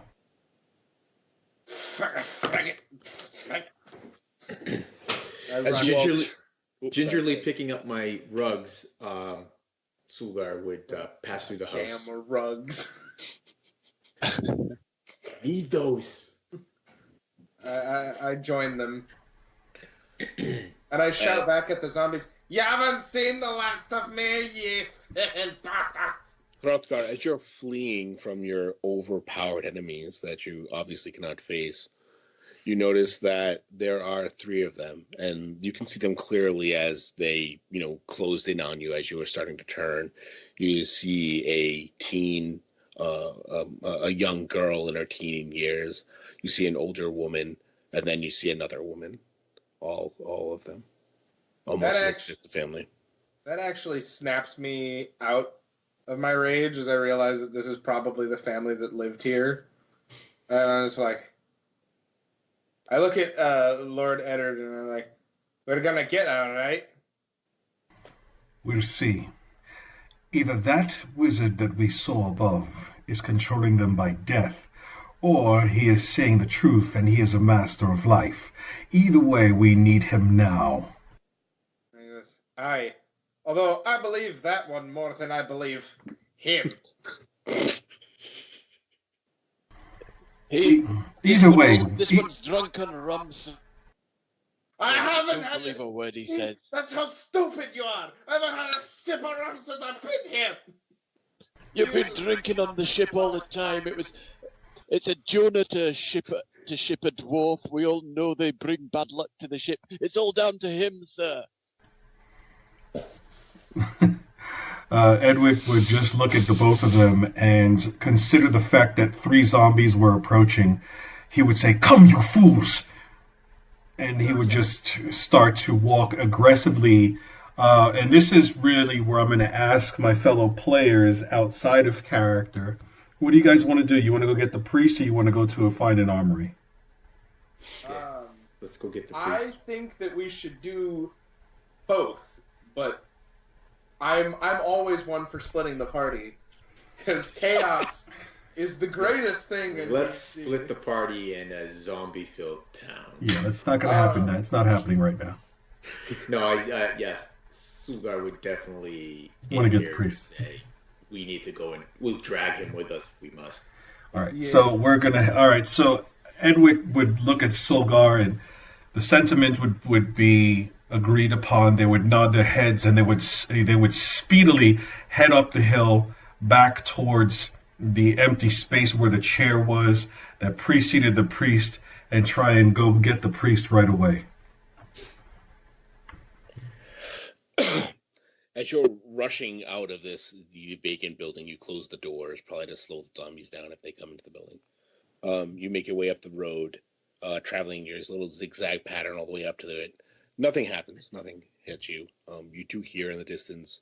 You hear that kind of. Oh. That kind of fades fairly quickly, as it's actually a low version that you didn't hear before until they get close enough for you to hear. But you do hear a sound. You hear you. It sounds like a woman. She's like, "My children, don't flee." And that just kind of carries on the wind, on the shadows, as you run up the hill, heading to speak to your demon death, or your death cleric, or your life. I don't know. Even demon death himself doesn't know.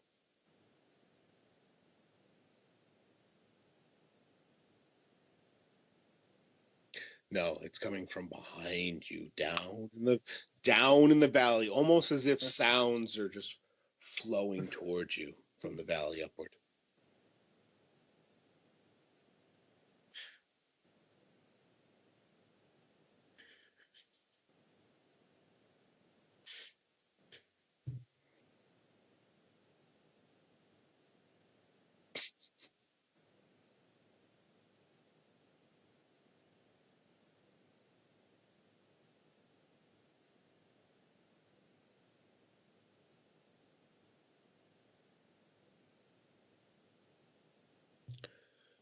So as a group, you run. The fastest of you probably slowing down just ever so slightly as the dwarf almost overtakes you due to his barbarian heritage.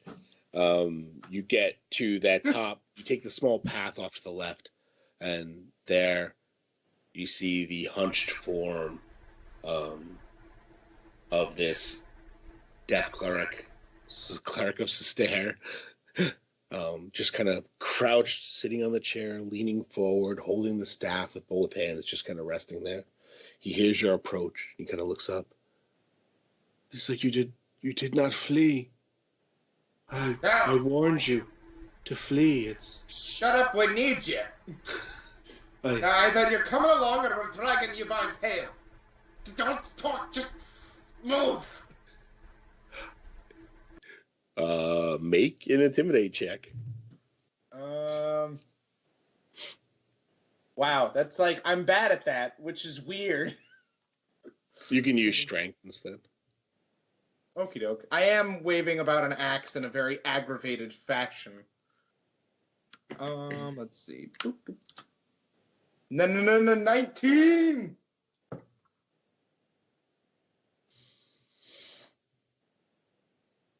Beyond all chances that it shouldn't actually happen, your threats, your just directness to him, where in every other case only kindness and gentleness has got him to do anything, and direct confrontation has forced him into catatonia. For some reason he stands up. He's like, yes, I should do something. I will go with you. Praise Susan or whatever it is. Let's go. It's Sister. Yes, him. The Dawn Father, the God. Yes, let's praise the sun. Let's go. Come on. He who destroys the undead. Shut up and do what you must to make sure that these undead are either destroyed or controlled. If you are a master of death, you will control them. If you are a master of life, you will turn them. I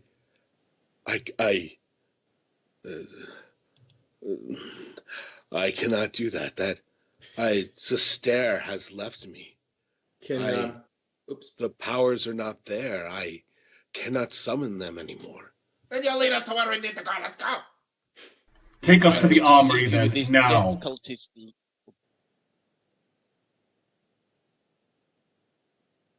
Wait, you gonna say anything, Borgo? I heard Andre. I didn't hear what you were saying.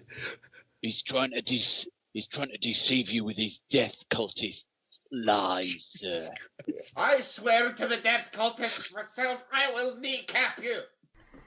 No matter what you swear, Master Hrothgar, it does not matter. They will come towards us now if we do not find a way to ensure that they die.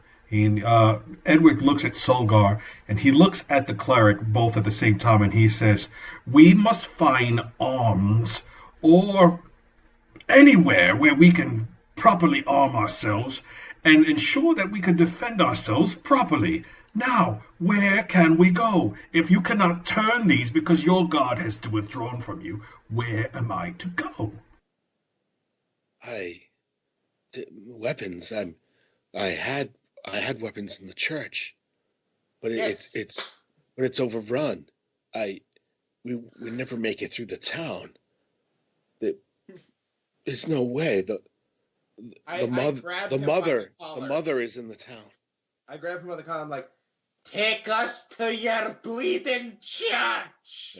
Make another intimidate check, man. You really. No. Apparently, you want to destroy this man's mental ability to think. I am just upset. You grab him, and in your fury, your rage, your fear, you grab him by the front, pick him off the chair forcefully. You shake him. You yell at him that he needs to do what you want him to do. And then there's this kind of a click. His eyes go wide. They just stop. He stands there staring off into the distance. You hear him whisper. So they return. Once again, I suffer.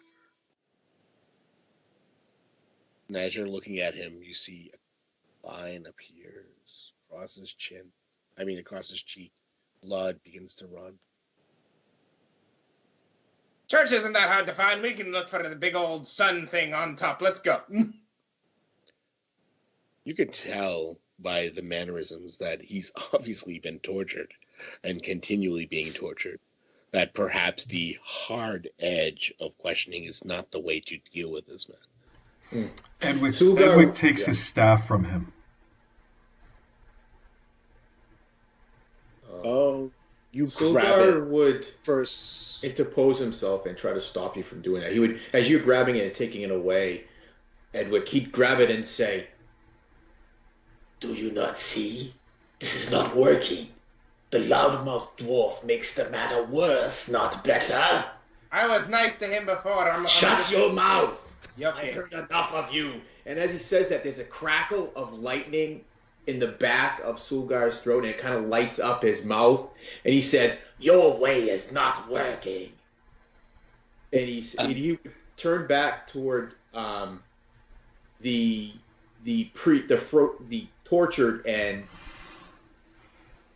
afraid priest, and he'd say, Listen to me, priest. We want to help you, but you must help us. And he would gently lift him up by his elbow and make sure the staff is back in his hand. And he would just look at you, Edric, and kind of give you, I don't have eyebrows, so I can't give you like just play with this thing here. And he said, Let us help him. And he can help us.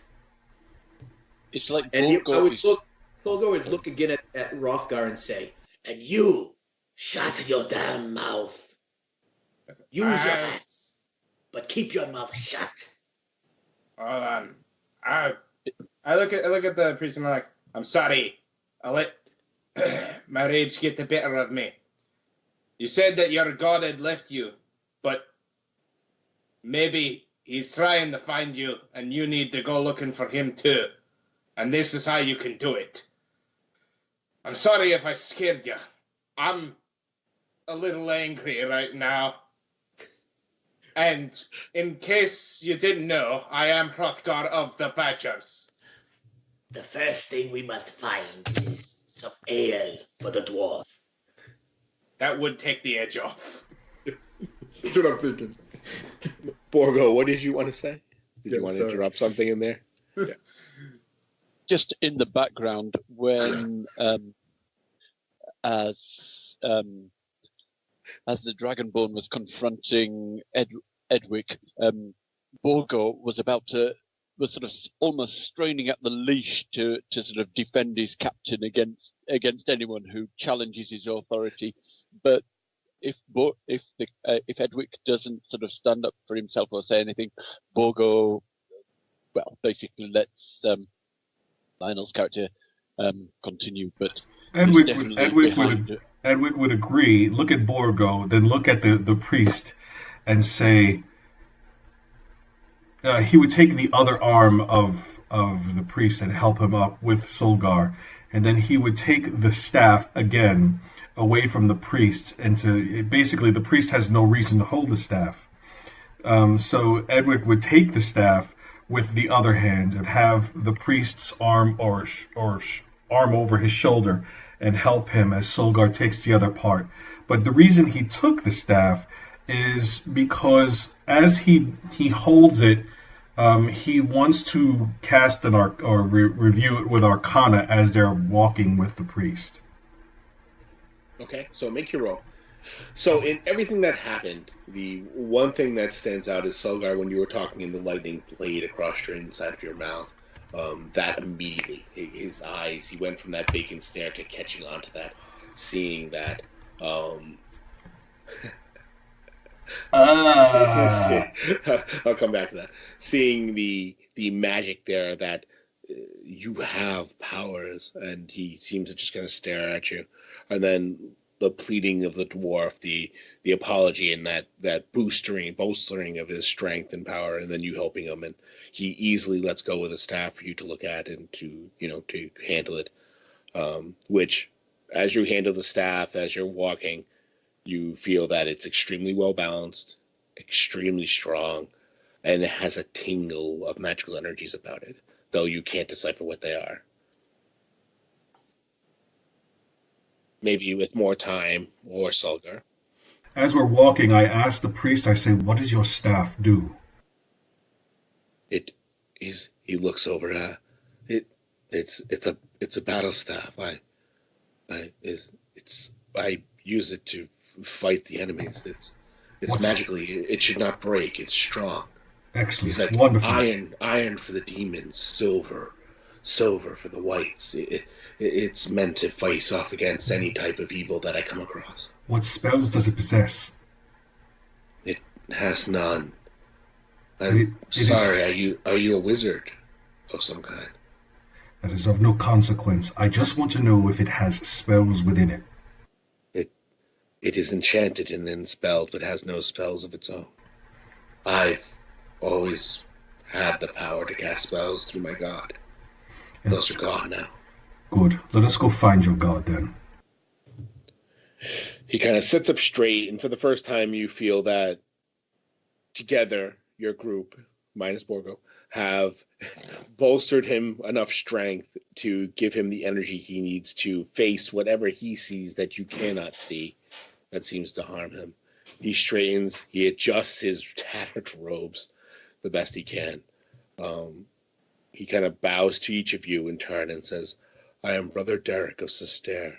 I am the High Priest of Portsmouth." He says, "I will do everything I can to help you. I will tell you, if you have the time, before we just run away, there are things, there are creatures. There's a man came. He wore the trappings of a paladin of Sister. So I gave him room and board. And it said that he did something. I'm not sure what he did, but it began to affect the people in the town. He began to proselytize to them, talking of demons, and that the coming of Baal, and that those who worship the demons would have forever life. That's when the first people begin to get sick. Little Amorous, the girl that I had mentioned before, she was the first to die and then be reborn. But she wasn't the last. It began to happen more and more, and I did not have the powers to stop them. I did not know what to do. I tried to face off against the paladin, but he was too powerful. He had a magical blade of darkness that he swung and came at me with. It seemed to have a life of its own, an energy about it. I faced him in the middle of the center of town, and he just beat me. I did what I could. I ran, The few men that were with me that were trying to help put him down were killed as well. He's like, then we heard we couldn't leave. This fog surrounded the entire town. We could not leave. We had nothing. Those families that I had stayed with on the outskirts of town, slowly, things had come for them. Things, one of them they called the mother. I mean, she was the Mother Mariel. She ran the Antilles orphanage in the center of town. But the thing that is her now is not what it's just, I can't even explain. He looks, and the Mayor Toro Sandoval, he's those who whisper him. He calls himself the Glutton. He's a massive beast who's been gorging on the flesh of the people around, those he catches. I cannot face them, even with my staff. Perhaps if I had my flail and my armor or my spells, or strong men-at-arms with me, we could face them. He stops, looks over, and he's like, but of all those, the one I fear the most is the hatchet. It was Warden Luthiel. He was the warden. He was our outland protector, our guard. He's unbelievably stealthy and quiet, and we cannot find him. Cannot hear him until he strikes. He's killed the most of the people around here, taken their bodies to the church where the paladin raises them from the dead, bringing them back. That's creepy. He's like, but all of that, there seems to be another presence, and I just don't know what it is. Something seems to be guiding the preacher. That's the name I gave to the paladin. We call him the preacher.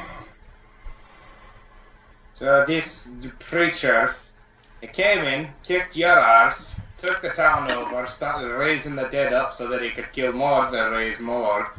And then, what's this one? Is it Harold the Hatchet or something? He's sneaky, but he hasn't killed you yet. No, he hasn't. He doesn't. They seem to be staying on the outskirts of the center of town, almost as if they don't want to come in. This is the one spot that I found that's safe, and a few of the outlying houses and farmsteads on the outskirts, more to the west. Huh. How far into the church? The church is in the northwest corner of the city up on the hill. Oh, boy. It's actually, we'll have to pass through the center of town to get there. And I'm assuming that's where all of them congregate, yeah? They seem to spend the majority of their time there. Though we could probably circle around the back way, taking the back roads by all the farms. Though I haven't been there in a long time, and that tends to be where the warden is. He seems to lurk in those areas. Lord Edric. It's Edric, right? Edwick. Edwick. Edwick, my bad, sorry. Lord Edwick, I'd ask you to advise, as I'm not necessarily the smartest of people. Smarter than Borg. But, you know. We are faced with the preacher, Mother Mariel, Toro Sandoval, who is now the Glutton, and perhaps Warden Luthiel, who is now the Hatchet. Of these four threats, three seem to be most pervasive within the center of the town, while the Warden, or the Hatchet, seems to be handling or killing on the side path behind the farmsteads. If we are to face Mother Mariel and Toro Sandoval as well as the preacher all at once, we will surely die. The odds of facing one of these threats by taking the side road, which would be the Hatchet, would be the best odds we could take. The question is how is the Hatchet killing? We would have to be extremely careful, and quiet as to not alert anyone that we are taking the side roads. So if the hatchet does approach, we could hear him.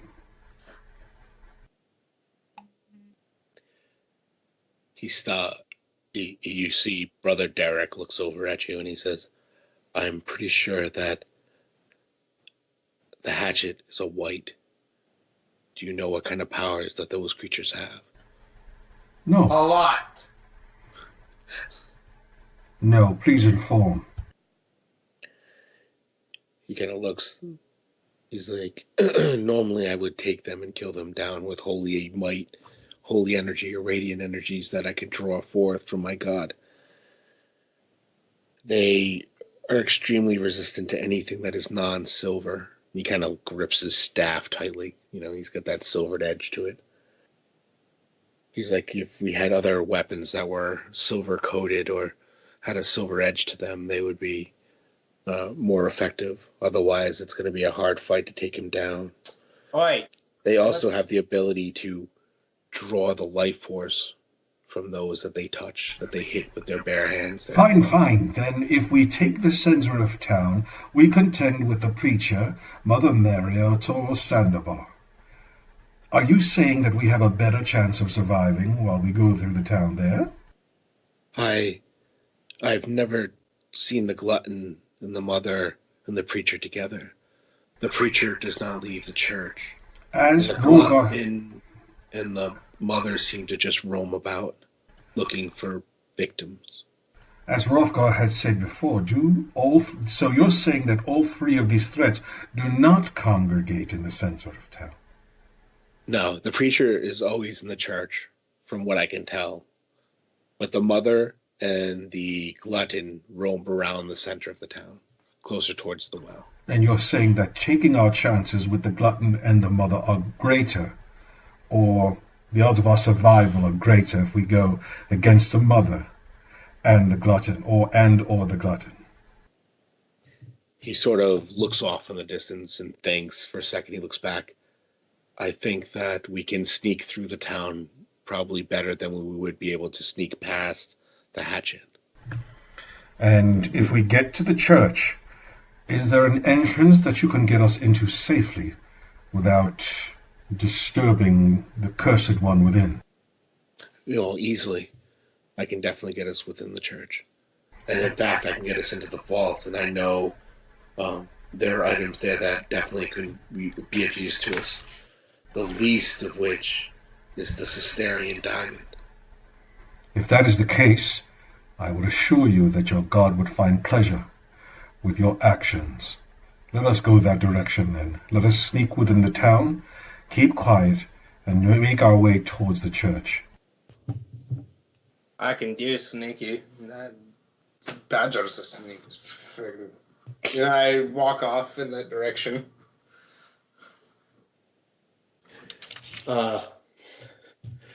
Sulgar would just say to you, Edwick, as Hrothgar walks away, he would say, We need to get that one ale quickly. He is losing his mind. That is, it would be a little bit quieter. I don't think I whisper that. Well, we are surely going to find ale where we're going. After all, where else better to find ale but inside of a church? Let's do it. Let's get some communion. All right, so we head towards the town once again, sneakily proceeding toward the church area. I assume we all roll stealth checks. With Brother Derek's help, you move quickly and efficiently down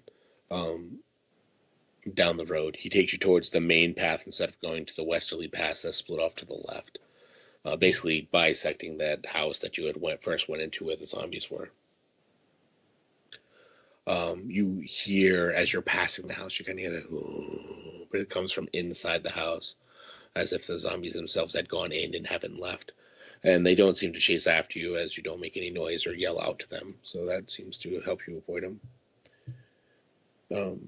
You come across several other groupings of zombies, but it's easy to tell when they're coming if you move slowly, which is what Brother Derek tells you, is you can almost smell them and then you'll hear them not long after. And they can't see any better than you can in the darkness. You can kind of just move around them pretty quickly as they move very slowly. So in the few groups of 5 or 6 that you've come across, you've kind of just avoided instead of going out in the full-out attack on them. It just doesn't seem worth it. You travel about a half mile or so down the main road. All around you is just fields and fields of different types of crops, from corn to radishes to cabbages to whatever you can think of around you.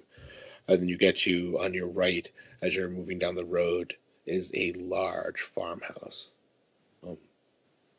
Brother Derek turns and he says, "This is the Stillwell farm. They're the richest of all the farmers. They own the majority of the land on the eastern edge of the town." You can't see it, but there are massive fields. There must be massive fields of corn and crops that are out there, as well as cattle and other animals. Do you wish to stop or enter any of these buildings, or do you want to just make your way to the church proper, trying to get there? We know that everything is in the church that we need to have in order to survive. We need to go to the church. Okay. As you bypass the house, you're moving along.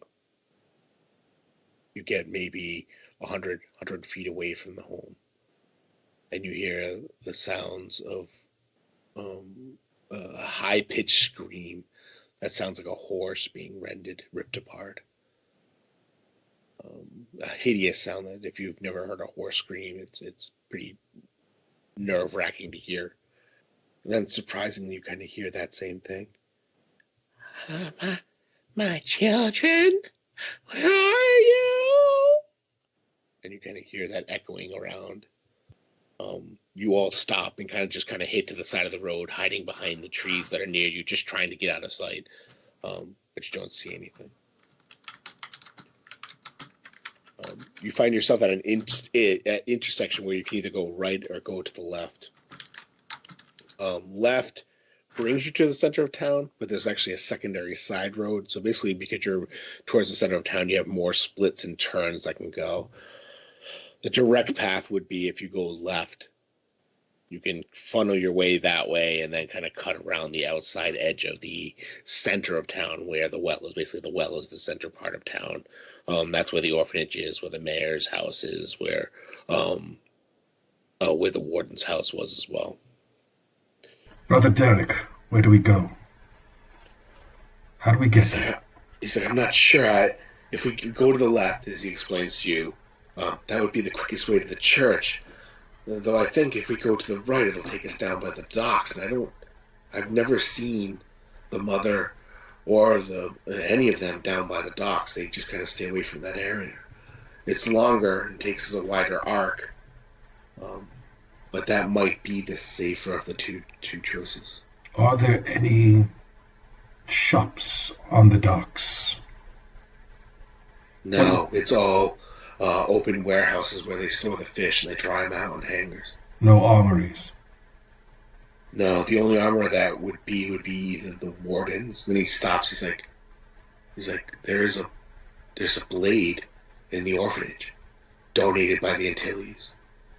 It's one of those great giant swords. He's like, but that's the center. That's really close. And even as he says that, you hear, "Children, come to mother." The ducks, then, I think would be the best. Not that I don't like getting into a fight. Just. All right, so we're going to go to the docks. All right. So you easily skirt around the outside of the town. Going by the docks takes you on your on your right side, you have that massive, where the Stillwell farm is just a huge thing of fields. I mean, you're just passing corn and corn and corn and corn. You're right, which can be freaky in and of itself, so that you can't see anything through it. But any zombies, you just ignore them or move away from them. Nothing gets in your way. On your left, you see where just are a bunch of houses of different sizes and makes. They look like probably fishmonger homes. Not rich people, just people who make their living every day by going out and sailing their ships and collecting fish. Small houses that, are all kind of ransacked together, leaving very little room to pass in between them. Some of the doors are open, all of which seem to be empty. As you get maybe 100 to 200 feet down the road, you come to a large building. You hear the sounds of it sounds like something eating. You hear this kind of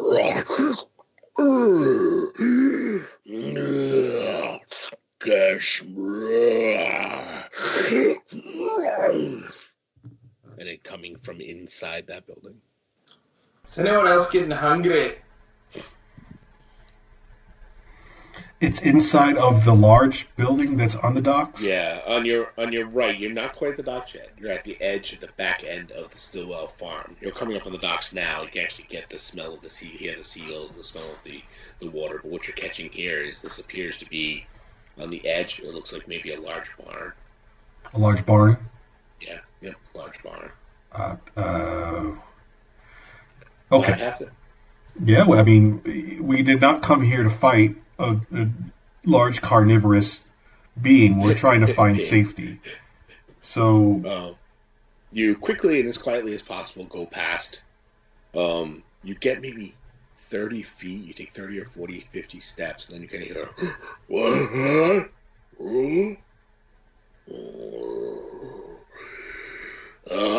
Then you hear kind of.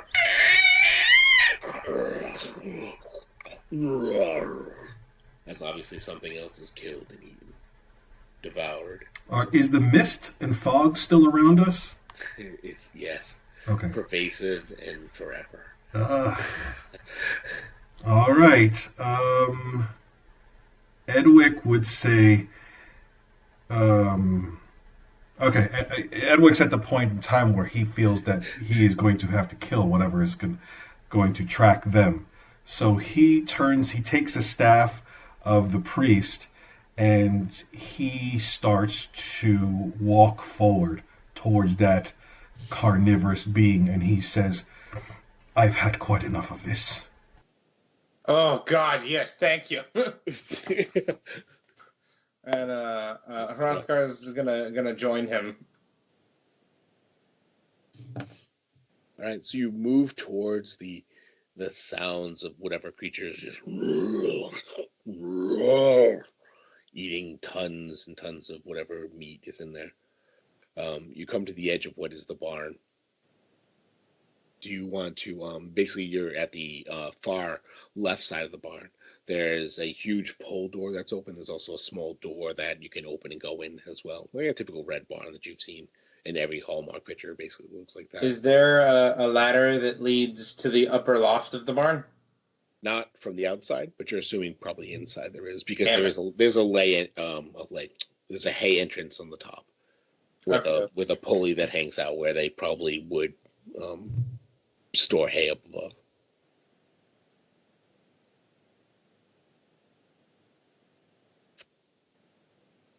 It appeared, yeah, it definitely had a sense. It had sensed you, but then it did go back to eating. So you're not sure if it was coming after you or not. Make I need you all to make a stealth check right now. Yeah, that's how a Hrothgar do.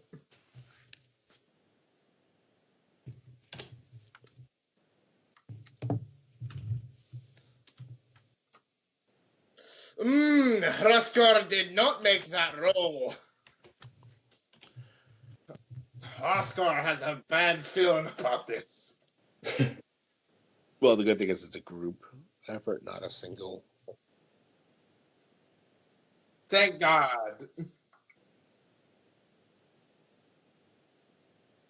The massive Dragonborn is so quiet because he typed it in.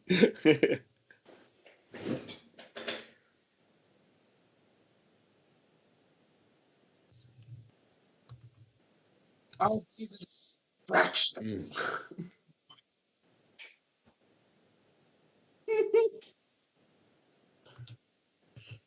Yeah, the little devil is on your shoulder.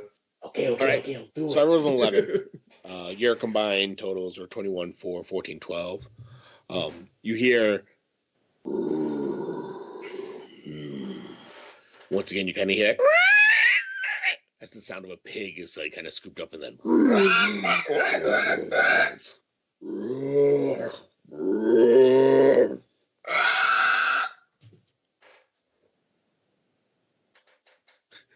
It's up to you, my friends. What do you want to do? Do you wish to face the glutton? Side door. Yeah. So Sulgar, you're going to take the side door? Yeah. Okay, Sulgar, you go and you open the side door.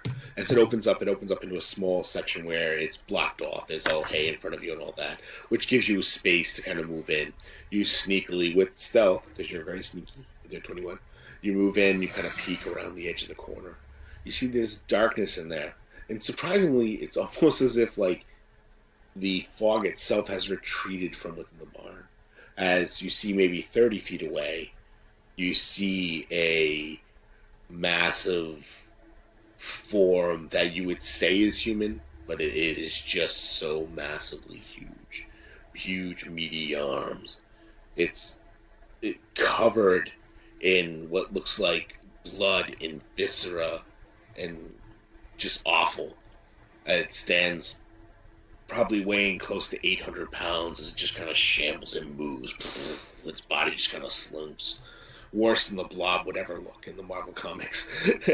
As this thing looks like it shouldn't move, but then all of a sudden it just kind of moves quickly across the floor, grabs a piglet off that thing, and as it's squealing, it's like, ugh. You see its mouth just begin to open wider and wider. You just kind of start shoving it into its mouth. And you see, as it's facing you, because its back is like, it's not facing you, it's facing away from you as it's going after the piglets that are running around on the floor. You see what looks like a golden-handled longsword sticking out of its back, as if someone had stabbed it, but never was able to kill it. You hear it making the noises more. You see now it's looking around. There's no more piglets. Either. Is everybody else coming in behind me, or am I in there by myself? In my mind, you're doing like the Scooby-Doo, all four of you looking around the corner. Cool. Well, what Sulgar would like to do is, seeing that longsword, he would like to use it like a lightning rod as he casts a spell to hopefully give him advantage on hitting this guy. That's what he's going to do. So he would start. So this weaved pendant is very intricate, and as he starts to chant and move his hands, this pendant starts to glow just very faintly at first, and then it starts like this crackle with electrical energies, and that kind of just travels down his hand, and he points his finger and it lances out towards this thing. I'm going to cast Witch Bolt. Okay, and what are you the rest of you going to do? I'm gonna. Where's the ladder to the upper loft? Actually, right where you are. If you turn around from the entrance, the ladder's right there. You can climb up the ladder. I am going to climb up the ladder, and if that's not too much, I'm going to jump down on his head and begin cleaving him.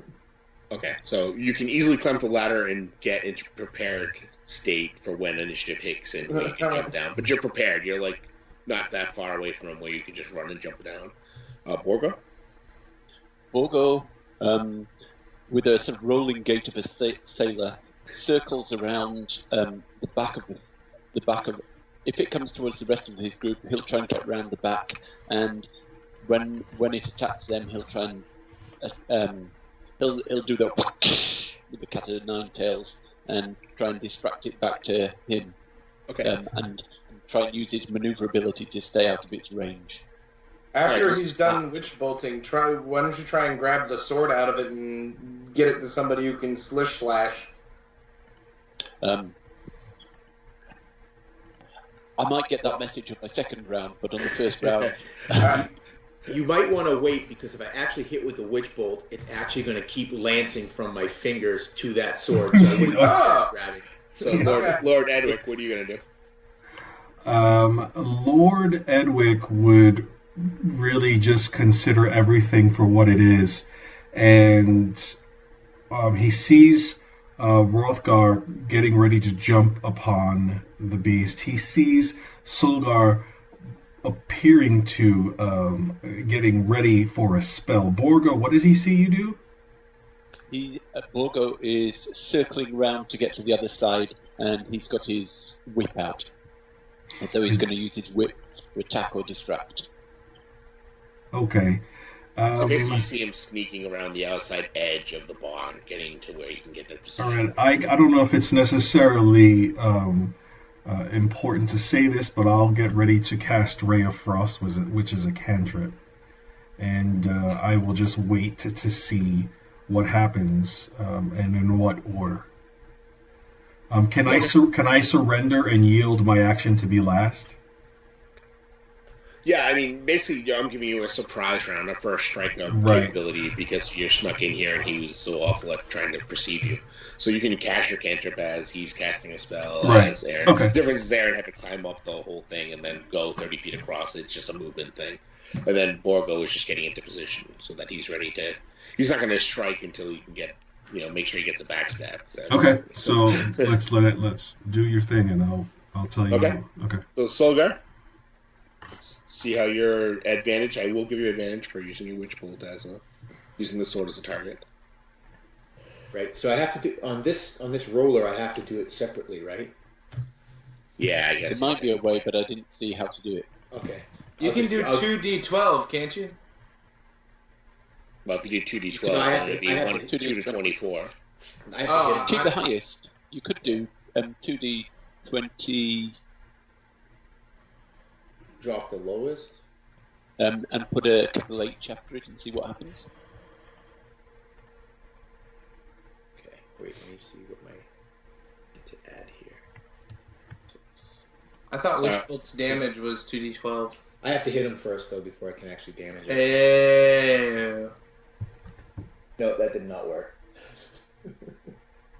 He doesn't know what you're talking about. Oh, he goes, oh, that's an awesome roll. All right, I'll just do it this way. I'll slow everybody down. Does 23 hit? I won't even. Oh, let me try the other one just because I might actually crit. So.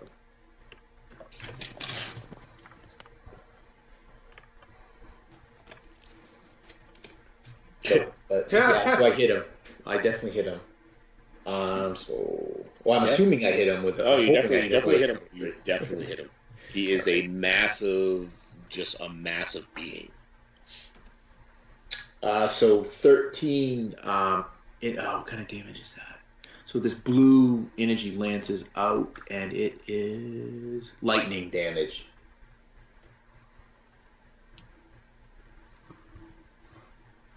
Lightning damage, huh? Combination with piercing too. That sword would be going bananas right now. Yeah. So true. And in the back of Sulgar's mind, he's thinking, "Oh, please, gods, let Hrothgar jump down and grab that sword right now."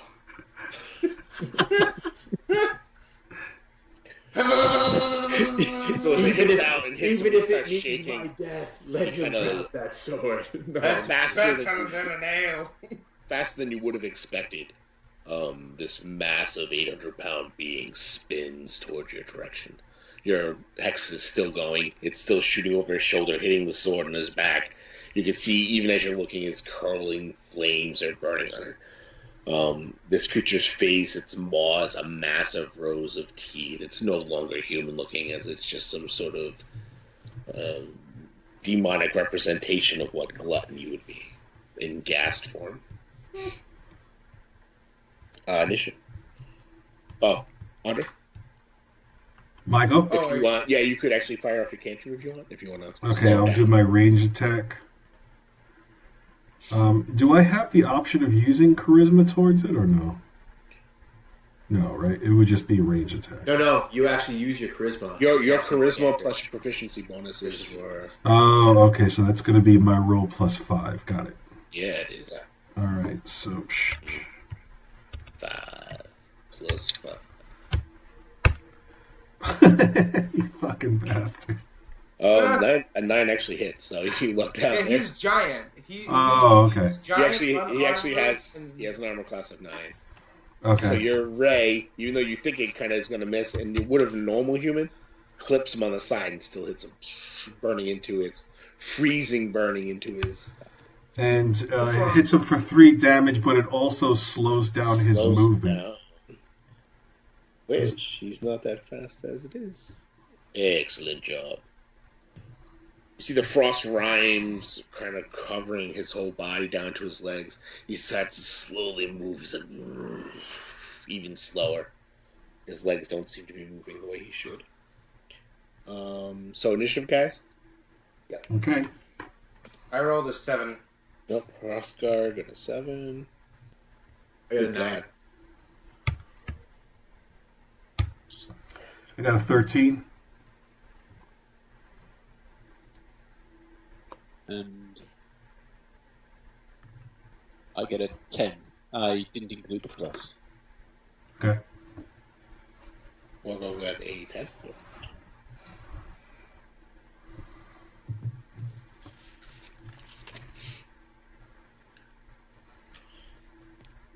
Sorry, guys. Still getting used to this typing though.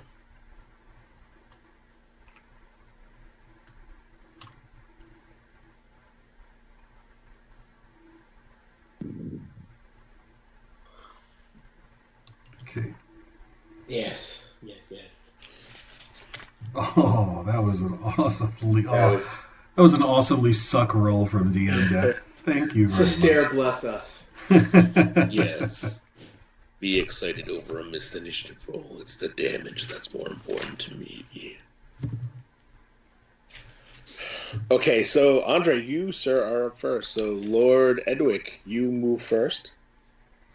Okay. I am going to cast Magic Missile at a 2nd level spell slot. Nice. And So you get 4 missiles, I believe. I believe it's 4 missiles. And it's a range attack, right? Nope, it's auto hit. It It's auto hit. So what's the damage on it? What is it? 4 1d4 plus 1. 1d4 plus 1 times Sorry. what? So you got to roll. You gotta roll 4d4 plus 4. 4d4 plus 4. Okay, got it. Yeah. Makes sense. All right, so 4d4 plus 4. 15. Ooh. Nice. Wow. Good roll, Jesus. Get riggedy racked.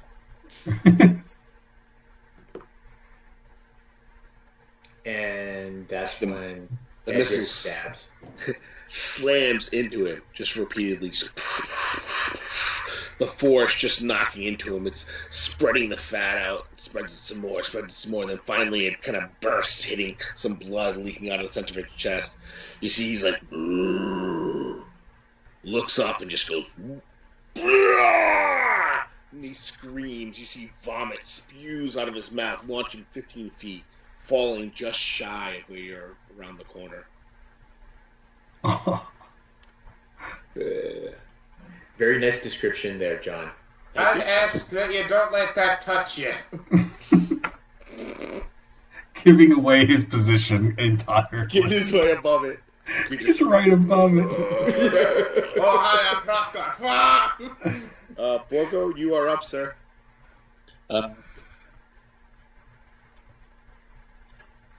Borgo will wait until No, actually, Borgo will attack now. He'll dance forward, lash out with his whip. Okay. For a 17. Oh yeah, you easily hit this massive beast of a creature. And it's not engaged with anybody, so Not yet, no. But no, I'm a swashbuckler, so I get my sneak attack if it's not engaged as well. That sounds good to me. So, but it's sneak damage. 1d4 plus 2d6, blah, blah, blah, blah, blah. You're going to get a total of 7, because that's what I feel.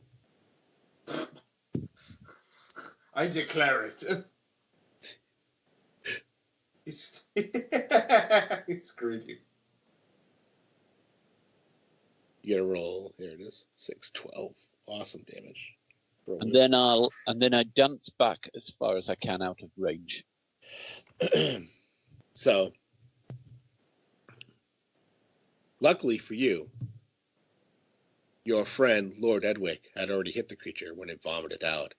As when your whip lashes across it, light creating a line of just blood where it hits, the creature goes, and a little bit of drool comes out, but nothing, not like the spew that came out prior.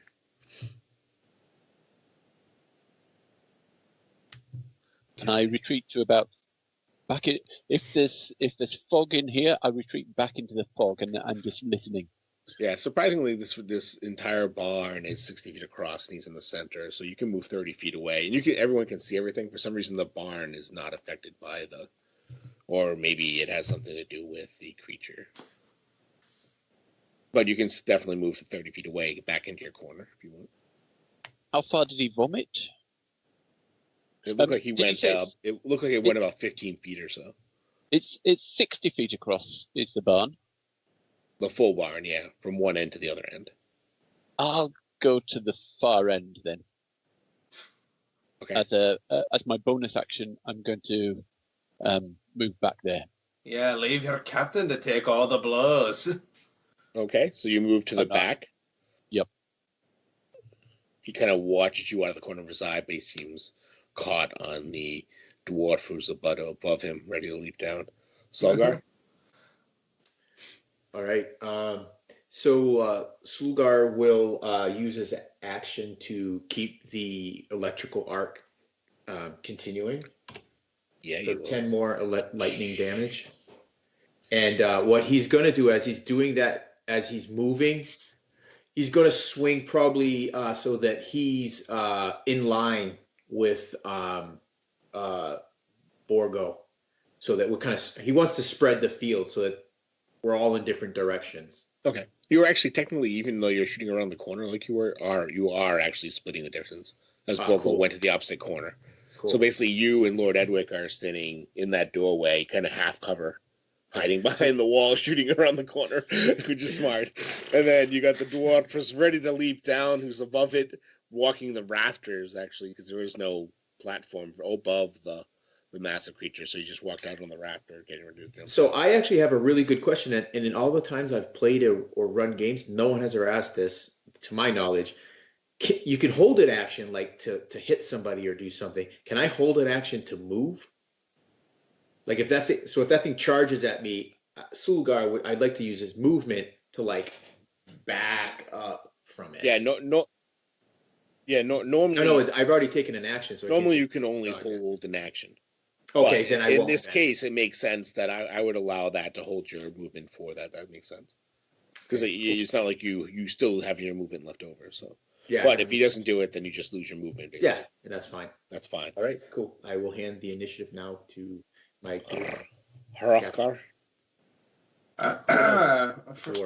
From the rafter, I grip my axe and I go, "Hey, fatty, eat me!"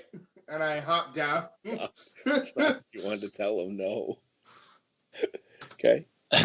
I am using Reckless Strike, by the way. I did not preface that. I'm not raged, though. You're not going to rage? I'm waiting for the right time because I don't know if we're going to sleep today, and there's a dude who's called the Preacher. So, I mean, I don't know. I'm saving my powers for the boss. Don't your rage reset on short rest? Or is it just a long?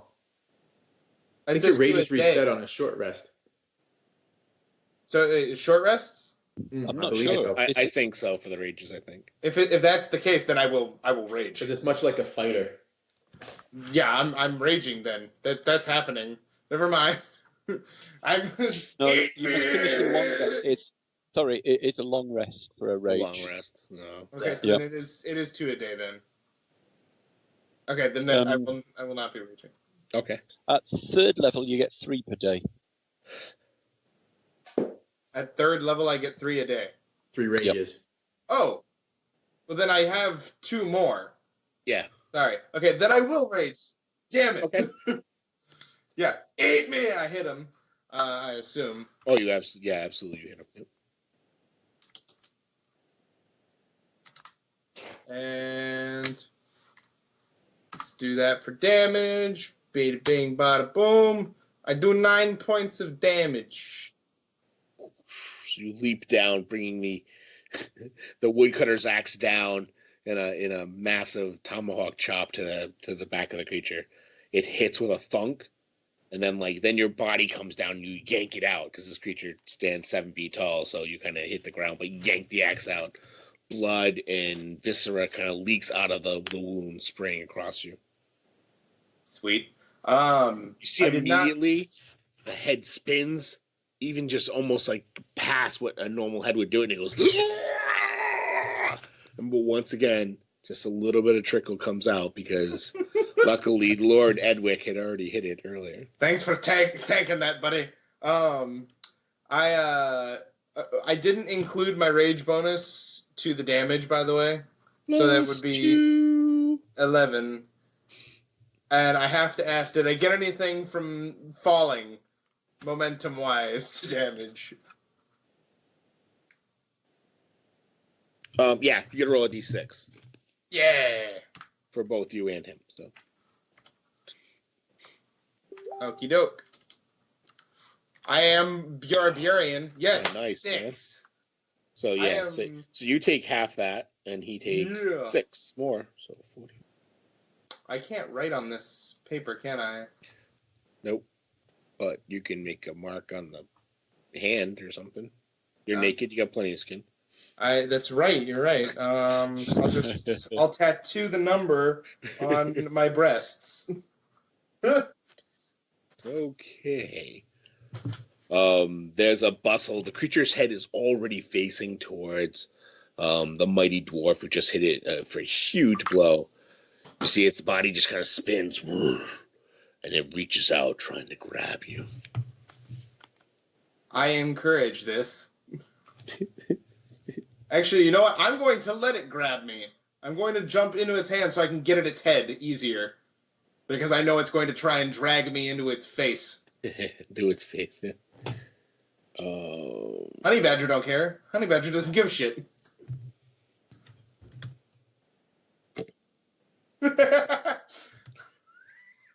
I waited a little while. Definitely waited for that joke for a while. Yeah, he waited. It's been on my tongue, let me tell you.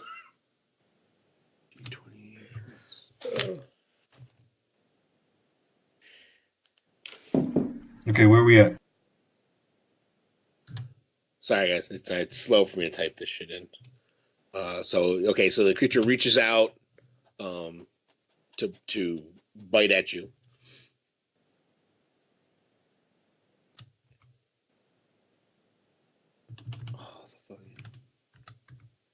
He gets advantage on me because I used Reckless Strike.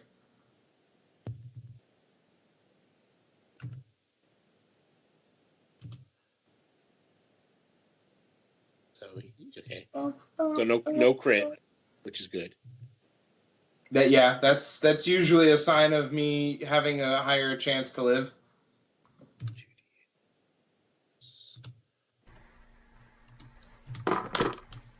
All right. So he reaches down, his huge mouth comes down, encompassing your shoulder. He just starts gnawing at you, hitting you for 9 points of piercing damage. I laugh. You need to make. You need to make a. Actually, you take half that. Yeah. Okay. Just take 4. It's fine. And then you take. You have to make a DC 10 Constitution check for me. He's tickling me. All right. Constitution check. Mm-hmm. You said DC 10. Yeah. 19. All right. You feel the cold of death starts to creep into your body, slowing you down, trying to paralyze you, but you resist it because you're an awesome dwarf barbarian. I flip it the middle finger. And then when its second attack, it attacks you.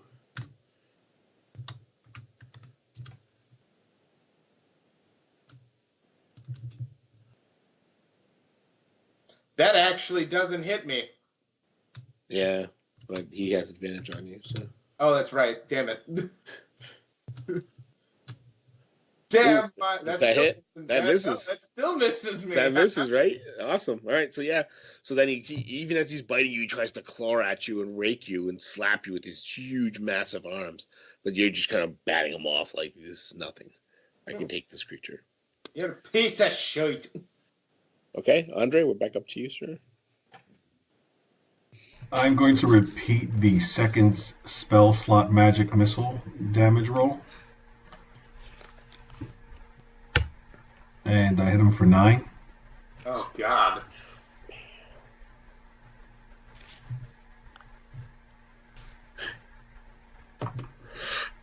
As it hits him, he's like, boom. He has a target now. The missiles slam into him repeatedly, once again pushing the fat across his body until his skin finally rips. Blood starts pouring out. Viscera starts leaking down. He turns. He's like,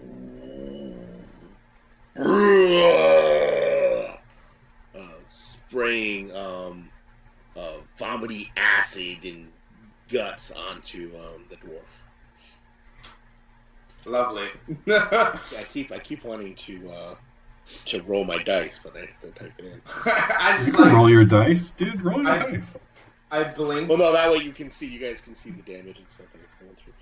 You have to make a dexterity check for me. A dexterity check. Come on, Hrothgar. I am not bad at this. No, you're pretty good, right? You're +2. Right? Nope, I suck ass. Ooh, Damn it. okay.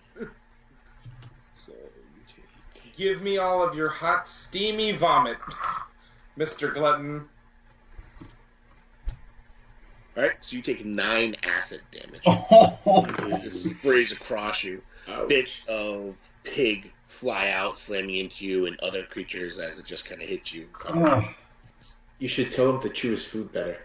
I'll get right on that. You will be my next meal.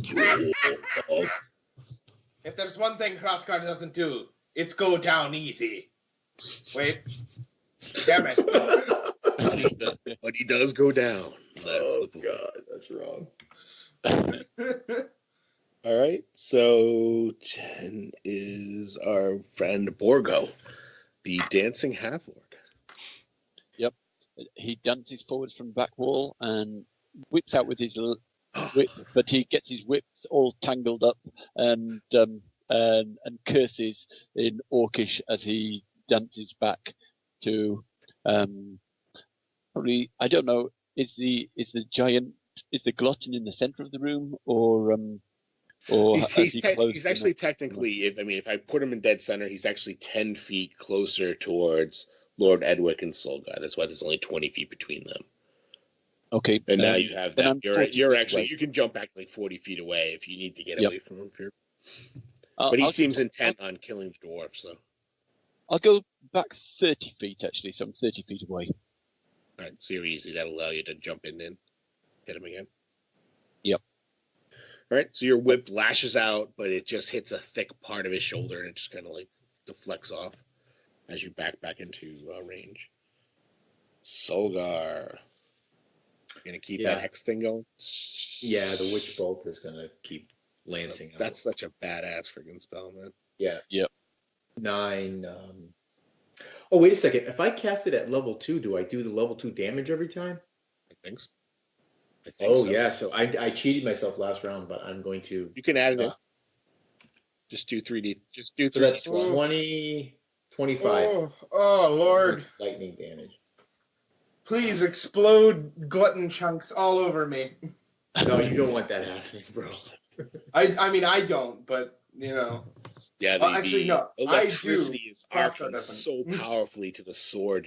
Your nostrils are now not only filling up with the offal and the vomit and the ichor and the moisture in there. Now you're getting this ionized smell of the metal that's just coursing through as your electricity is superheating it up. From your vantage point, you can actually see in the front of his body just the barest tip of the blade that's actually sticking through him. That's how wide he is with the blade.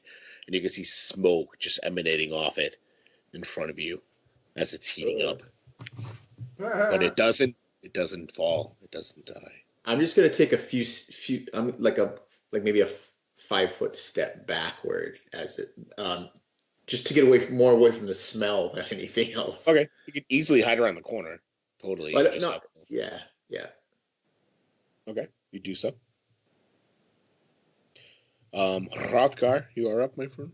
Covered in vomit and guts, I take the blunt half of my axe because he's still like really relatively close to me, right? Oh yeah, he's right up to you. I just smack him across the face and I say, "You need to learn manners." Roll. Let's see. Does anyone else find that ironic that Hrothgar just said that? Yes. Yes. I totally see the irony in that statement. You totally hit him, man. All right. Damage, you can just do the same. Do 1d8. It'll just be blunt instead of.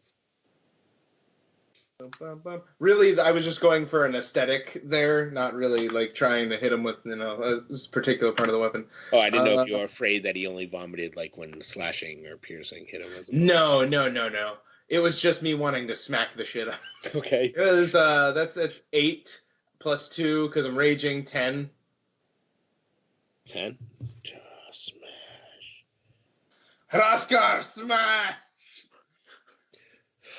You smash into it. His huge face is just kind of like getting ready to hit you, and you just hit it. Shit's jaw kind of dislocates sideways, but then just kind of goes back. It's like, oh, thank goodness I didn't smack dead. it Off. I'm like, the last one I smacked, its jaw got smacked off, and then it tried to French me.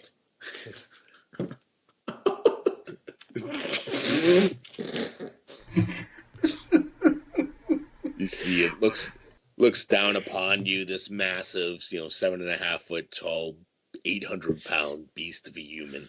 Its huge mouth just gaping open, even farther than it was before, because you've just totally dislocated its bottom part of its mouth.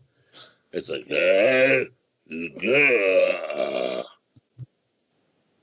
oh yeah, totally, yeah. I'm teasing now, dwarf. Sorry, I can't understand understand you with that he can't talk because his dislocated mouth is jaw. fucked up. Why don't you come a little closer? All right. So he lashes out with a claw. So a natural 20. No, Hrothgar. I believe that's a critical hit.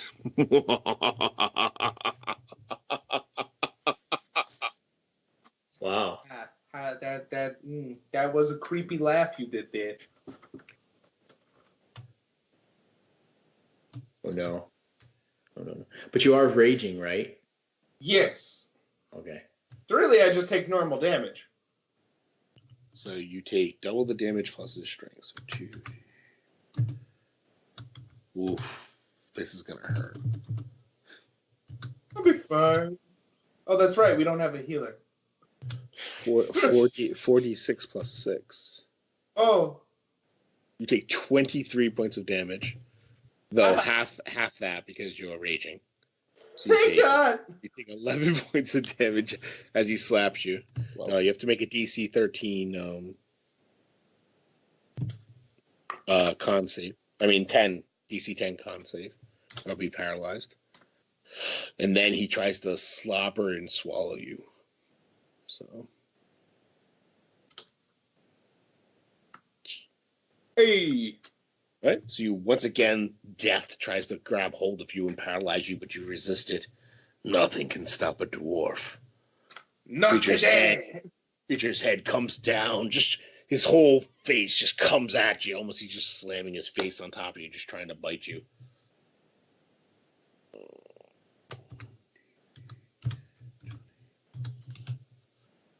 was a 22, which is a hit.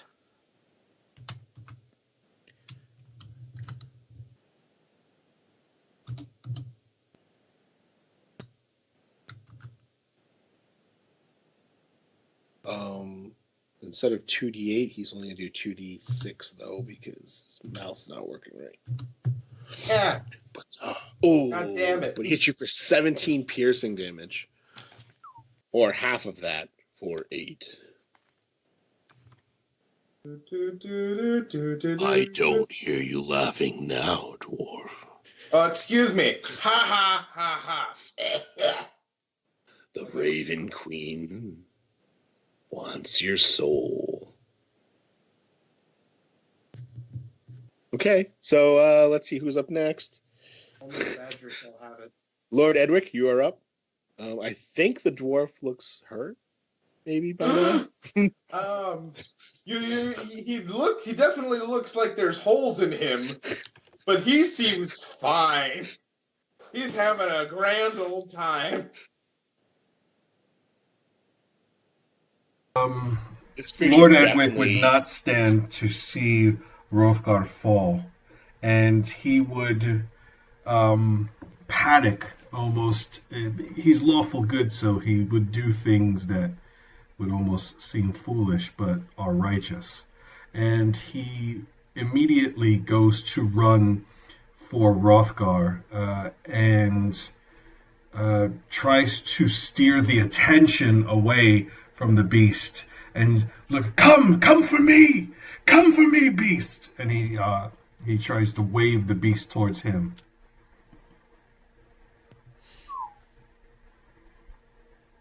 So that would be his movement, action, and an improvisation statement. And then, as he says that, he would cast Magic Missile at first level to further gain the attention of the beast away from Hrothgar.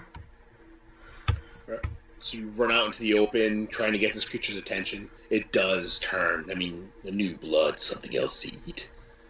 And then your missiles go off. 12. So what happens, Andre, as it dies? Wow. The light from the missiles appear.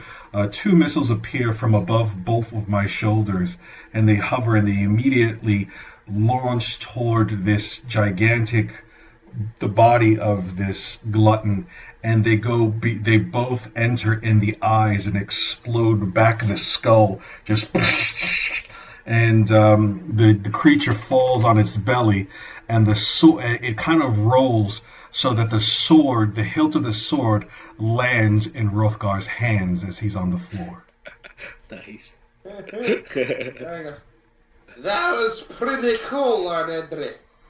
Or Lord Edwick. Lord Fred. I'm not feeling great right now.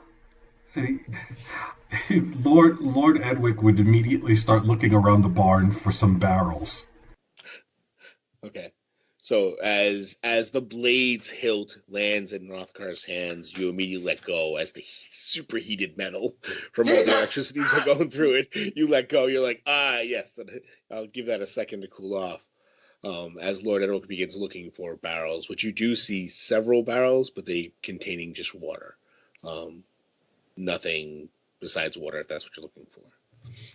I'm looking for a little handheld jar so I can take some water and bring it to Hrothgar and trying to clean his wounds and get the muck off of his body. Absolutely. There's a large rain catch barrel in the center of the barn, and there's like a scoop right there that you can just get up and I'm trying to get. He's not even that far away from anywhere.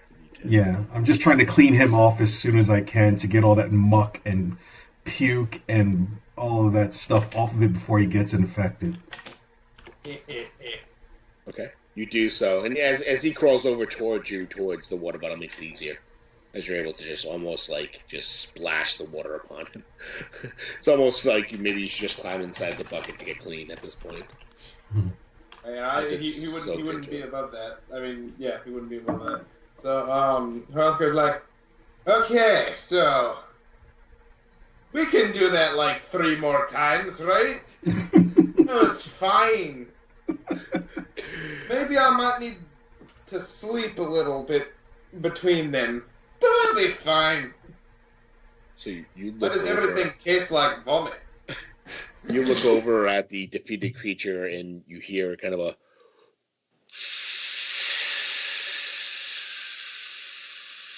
Oh, he's just passing wind. They all do And you that when see they die. his skin, this mass of 800 pounds of just flesh, just starts deflating.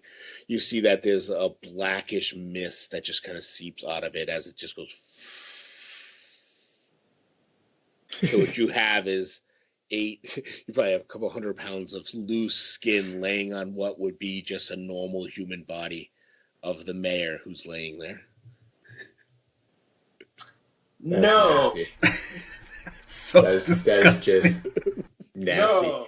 And Caius and Andre, your faces as he was describing that were priceless. Priceless. It was just a horrible vision.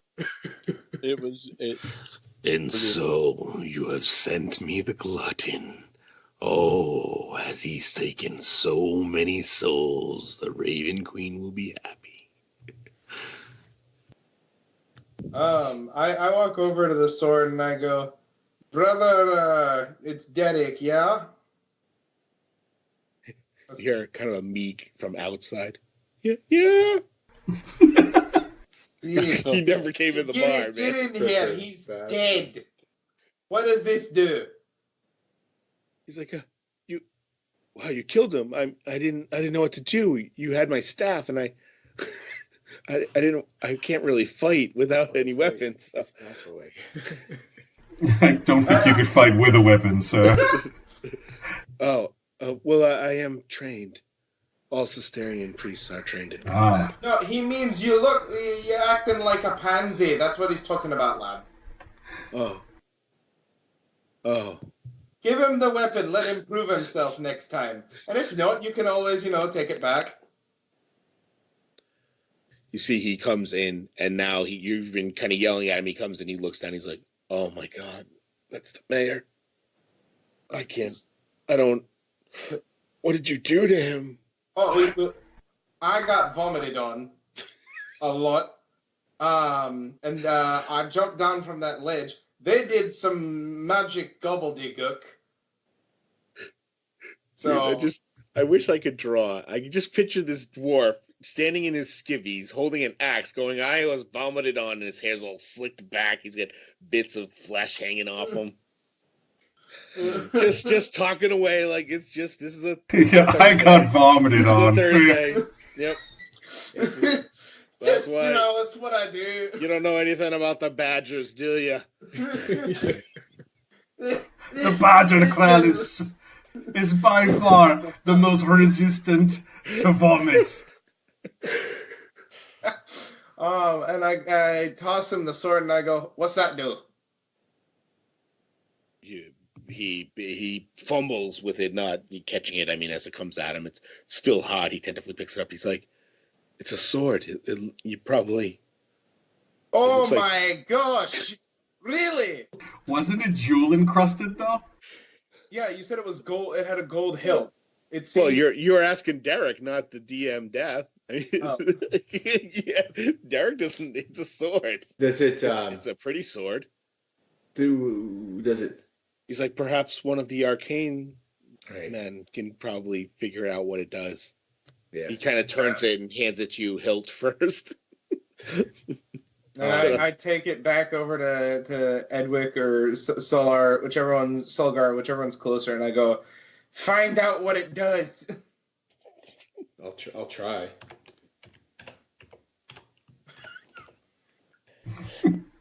I'll try. This didn't work. I love that Dragonborn. I'll try. Oh my God! Sulgar says, he goes, I agree with Brother Derek. It's a sword. If I didn't feel like such shit right now, I would bang my head against the wall. Edwick looks at the sword and he rolls a 20. Nice, there we go. So, Lord Edwick, you have, being a lord, you have seen many swords that are made in this way with the lion head pommel and the gold and silver encircled handle for ensured grip, and the cross pommels going across, and the markings on it. It's definitely a magical blade. Mundanely, it's a +1 longsword. Lord Edward looks at all three of them and he says, "Which one of you is best with a sword?"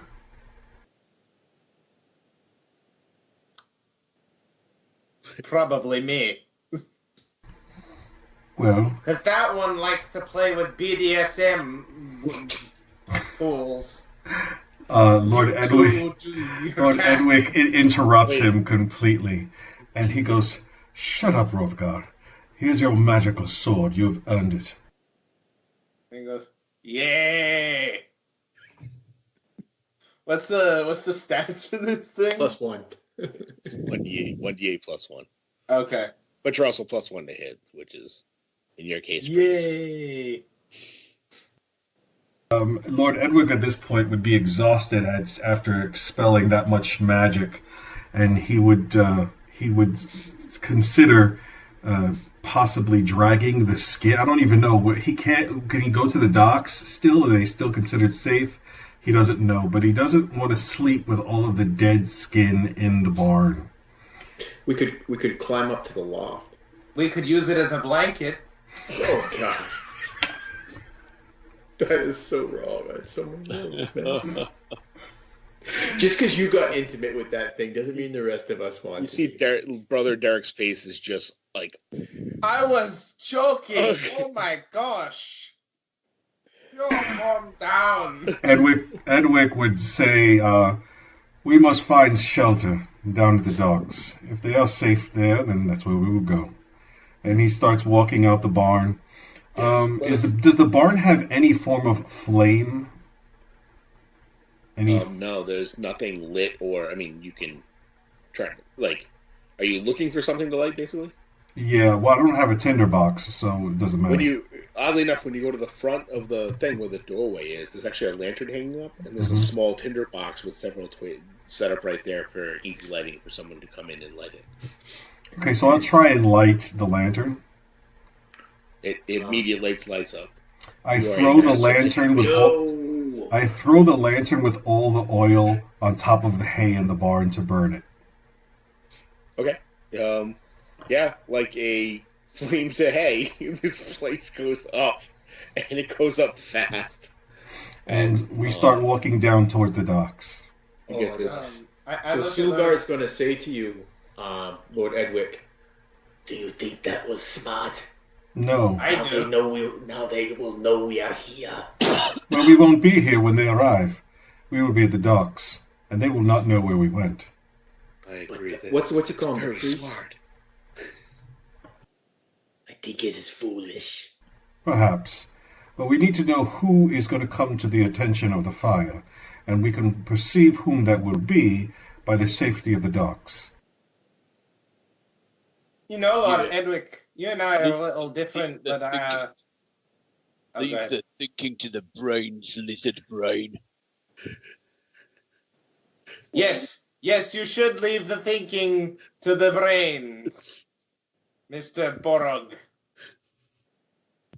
So, with Edwick igniting up the barn starts to go in flames, and they walk down towards the docks. He would say that he would start to look in the dock area for some place to hide, to find cover and concealment for everybody, so that we could watch what happens up near the flame and see what beasts come to observe. So the first thing you notice as you start to get walking away from the barn, you get maybe 10, 15, 20 feet. As you get to that 20-foot mark, that glowing flame just disappears into the fog as it creates total cover from any vision that you can see. Ooh, that's actually pretty good. You do smell You can smell the burning. In fact, there's a hint of bacon in the edge of it. I kind of like bacon. What, you don't like the long pork, eh? The Zamboni tribes used to make it for us on special days. It's so good. But you make your way down to the docks, feeling maybe both at the same time relieved. Some of you are relieved that there's no giant flame pyre that says, hey, come look at me. And others are happy. Brother Derek is completely excited as he's like, thank you. That's almost as good a burial as we possibly could give him to set his soul released.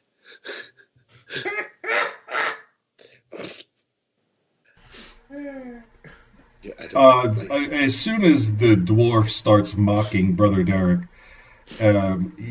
Lord Edwick would immediately shun him, and he would say, "Be silent. Please continue." I'm not laughing at him. I don't care what you're laughing at. And he turns towards Brother Derek, and he says, "Please continue, Master Derek." It was a kind gesture that I think that he deserves, even though he was an abomination. He was not always like that. He was a kind gentleman. You know, he's the one who would always pay for the orphanage during the different religious rites during Sisterian. So Edwick would walk up to him and place his hand on his shoulder, and he says, "We understand your sentiment, brother, and we are thankful that we could serve you in this way. And we will free all of these people in due time." You see, he looks over his shoulder as you're walking, as if to look at the barn that he cannot see, but looks back and he nods. He's like, I think we'll actually be able to do it. We should be able to get them all and set the place free. You make your way down to the docks. You find, as he described, docks going out into the water, which he kind of, points out to you. But the majority of the buildings in the area are large. A lot of them are 30 foot by 40, 50, 60 foot long. Basically think of them as open barns. They're just basically a massive roof, and hanging from the rafters is just all types of drying fish. So like warehouses or something. Yeah, very similar to what you would see like in Alaska when they get all their salmon on the hail, put them all aside. This very similar. You see 3 of those massive buildings, and then you see a small fishmonger hut, which is very similar to the ones you had passed prior. And then you see 2 other warehouses that are actually closed warehouses. And you think that's where they salt and dry stuff is stored once it's dried out. It's resalted. You can rest in any of those buildings. You think you'd be safe. Okay. I would probably go not to where the closed warehouses are first. If I would go to Sulgar and say, what do you think, the closed or open warehouses? I believe the clothes would be safer. Borgo, what do you think? I like open warehouses. I'm used to sleeping above decks, so open warehouse for me. Hrothgar, what do you say? I say that wherever we sleep is safe because I'll be there. Then he goes to the brother and he says, brother, what do you say? He looks at you with a look of a surprise that you would even consider his opinion. To be honest, I would prefer to be out of sight, where perhaps they can't see me. And you believe this would be where?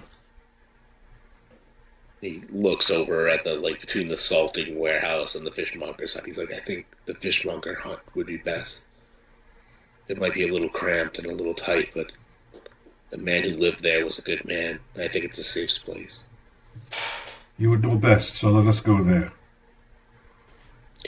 You make your way to the small hut, which it's small. I mean, it's only a 20 foot by 20 foot single room hut with a small bed in the corner, small cooking area, a table up against the wall, a single entrance as opposed to most buildings having multiple entrances. Though on the back wall there's a small window, like a peephole window that's just maybe at head height that you can look out. Probably lets the sun in the morning.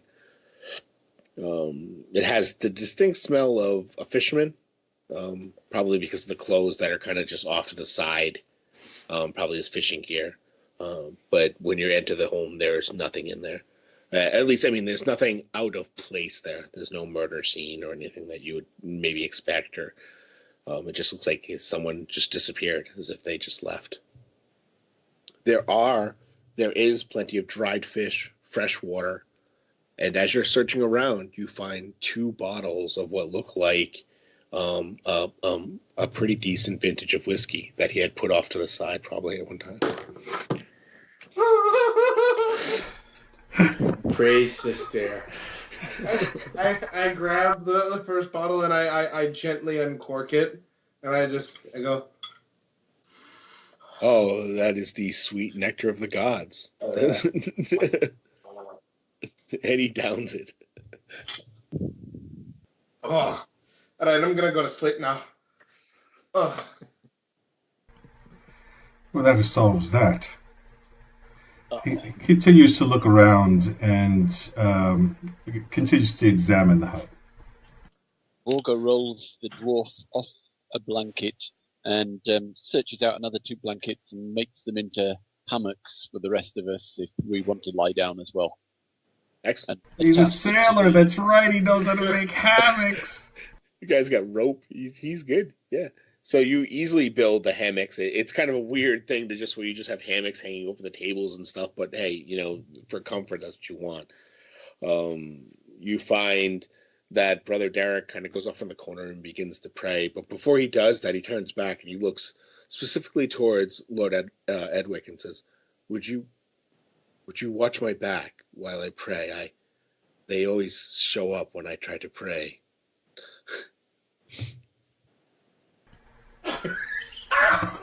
The blink, the fucking blink. Oh my god! It was just like looking. Yes, we will watch your back. Pray to your God. That is why you have not been able to communicate with him. They have been interrupting your time. Hold on. Traps. So Sulgar would, no, you go, Caius. Yeah, I'll go. So Borgo just leans in close to Edwick. I think it's a trap, sir. I haven't trusted him from the beginning. Okay, that's great. Reflexively, Hrothgar throws a bottle at Borak. Bug Rose. What the? Borgo. Dang it. Sulgar would say to Brother Derek, he would say, Brother Derek, is that wise? Would that not give us away? These that haunt me are not evil. They're not demons. These, and he kind of looks, and he seems to look just over your shoulder. He's like, these are the people that I failed in this town. Fine. If you fail us, you will die. Give me your sword, Brother Hrothgar.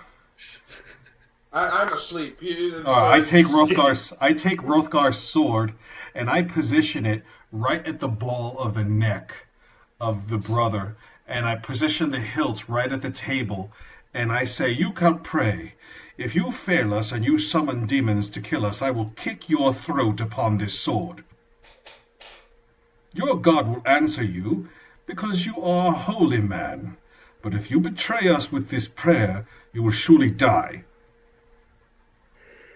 He stops. He seems to be taken aback, as, he thought that he was starting to become trusted, but then it seems like maybe you're not. He looks up at you. He's like, that's fine. It is fine. As long as you watch my back. And he kind of puts the blade up against his throat and kind of leans up against it. And you hear him begin to chant. He's like, oh, Father, Son, God, Being, Destroyer of the Undead. And he continues on with his chants. In the building, you Lord also Edwick would find- not stop watching him. All right, so you're definitely gonna literally watch his back. Okay. In the house, just for quickly searching it, besides the food and the water that you found that helps you with your short rest, I'm assuming you're gonna take a short rest or you're gonna take a long rest. Just quickly, Borgo will go to the door and just rest outside the door. He'll rummage quickly through, trying to find any tobacco and a pipe. And if he finds one, he'll go outside and smoke outside. But he'll be listening out for. He'll be listening out for. Are we on vacation all of a sudden? Did I? Are we not? I don't know. When you have a half orc and a dwarf in your group, you got crazy shit going on, man. That's all I gotta say. You know what? You do find, you do find some tobacco and an old like corn pipe that this guy probably had. And yeah, basically, you can totally go outside. I'm on So watch, but I'm watch. smoking whilst I'm on watch. Yeah, that makes sense. So you go outside and Borgo quietly, stealthily goes outside and closes the door. You find in here, two plain daggers and a machete, so you can use that as a short sword. Nice. Analog. That he would probably use to chop up fish that he would have in here, as well as all types of fishing line and hooks that he's used. And there's a net as well that piques your curiosity for items to use. Brother Derek prays for 30 minutes, then stands up, picks up the blade. Surprisingly, you notice as he starts to get up, you notice that there's fresh lines of red in his back where something has scratched him and the blood has seeped through the back of his robes. And as he turns around, you notice that the front of his neck is bleeding where either there was too much pressure applied on the sword, probably not in his own. Does he even seem concerned that these scars, because this is not the first, this is probably the 5th time we've seen this occur. Does he seem to be concerned about these scars showing up on his body? He is extremely fearful. That's what he asked you to protect him from. But he, if you couldn't do anything, he knows he couldn't stop it either. You can make a... All right, so let me have a discussion with him, because now I'm confused. Use your arcane ability to try to figure out what's going on. All right, I'll use my arcane to read too. I want to do that too. Yeah. Andre, he was getting those scratches way before. Like, the only reason that he doesn't seem concerned is because it's been happening, it seems, for long enough that he's just accepted the fact that he's being tortured. Nice. Okay, I just rolled a 21 on Arcana. All right, so what I'm going to do is I'm going to say Sulgar assisted you. Oh, yeah. Okay. So you have I'll just make it a 23. He's injured. His injuries that he's receiving, from the words that he's spoken about, he failed the people, and that he seems to always be looking out and seeing things that are not there. You're thinking that he is seeing the ghosts of all of those who are blaming him for everything that happened here, because he was the high priest of the land. It was his job to protect him from this. So the ghosts are suffering him. They are continually badgering him. And anytime he seems to be doing well, they knock him down. But they won't kill him, because that would be too quick. That'd be too easy. They're vengeful spirits now. But he completed his prayer. Is that correct? He completed his prayer, yes. I would have a conversation with him that goes, "My brother, have you contacted your god?" I have not. I tried to, as I've been taught, as I always have. It used to be so easy just to tap into that strength that was there. He's like, but now you looked, ever since yesterday, it's just, there's nothing. When did this corrupted firmament come here? He's like, the day before yesterday. He showed up it would be a couple days ago. But nothing seemed to really start happening with my magic until yesterday. And the fog has been persistent since yesterday. Yeah, the fog is definitely persistent since yesterday. So the corrupted firmament is what is keeping the accursed here. to torment you every day. They are shielded and held in this place while you are tortured by them, and it is also blocking your access to your god. He's like, yes. And he looks over your shoulder. He's like, you can't see them, can you? He seems to like look over your shoulder this way, and like stopping as if he's looking. You can see the ghosts of the people you have failed. They're always there, always around me. And where do they go? Where do they come from? Where are they dwelling?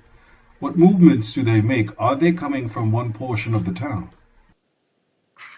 He's like, they seem, whenever one of them is killed or taken by the preacher, their soul comes here to blame me for what's happening.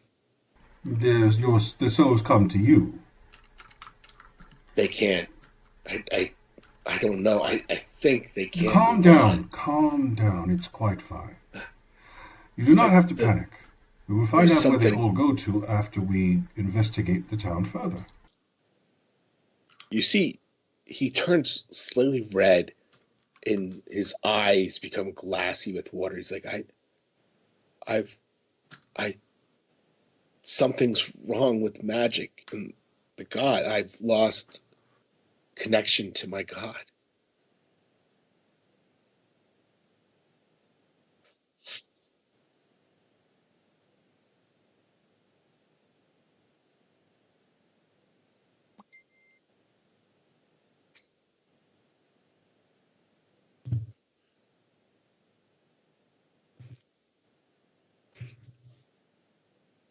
I am down. That's fine with me. I think that a full rest is smart for your group here. You're in a good, decent spot. So probably not going to have anything. All right, so we'll go to a full rest, and if you want to roll an event or whatever you go, I'll do what I got to do. Can I? What do I roll for hit dice reparation? So you can use all your dice on a long rest, as many as you want. You can just roll.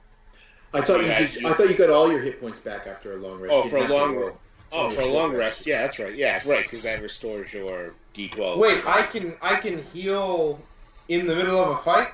No, in a short rest you can. No. During a short rest. Oh, okay. Yeah, you can heal quite a bit actually. 3d12 plus your Constitution. That's a lot of health you can heal. That is a lot of health. Jeez. I didn't need to take a long rest. I thought. Sorry. I haven't played 5th edition in a long time, but it's nice to get my rage back. You know. I think it was more for Edwick, Lord Edwick, who was tired from casting so much. Yeah, that's true. He used a ton of spell power. Yeah. Okay. All right. Cool. Let's. So we're going to proceed back into town now. Okay.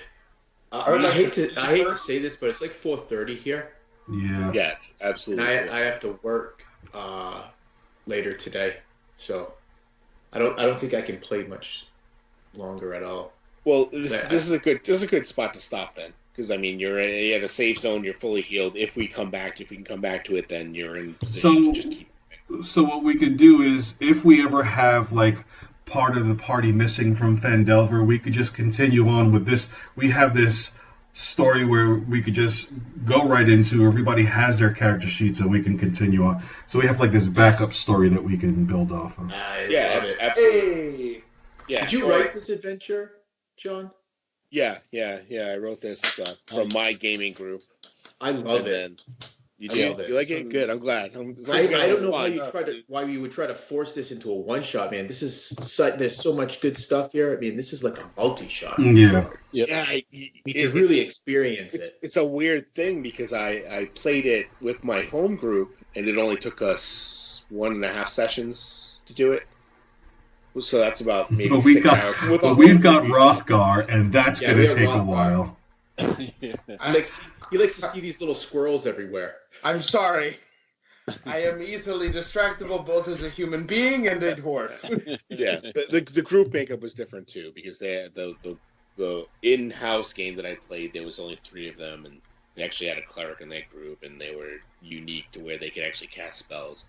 right now in my world, there's no clerics have no contact with their gods. They are cut off. All wizards cannot cast spells. Well, I for one am very thankful to John for running this game. Yes. And Yeah, man. thanks to everybody for watching. I'm going to stop the recording now, and we're going to still discuss what's going on with the game. But thank you all for watching, and we'll see you guys very soon.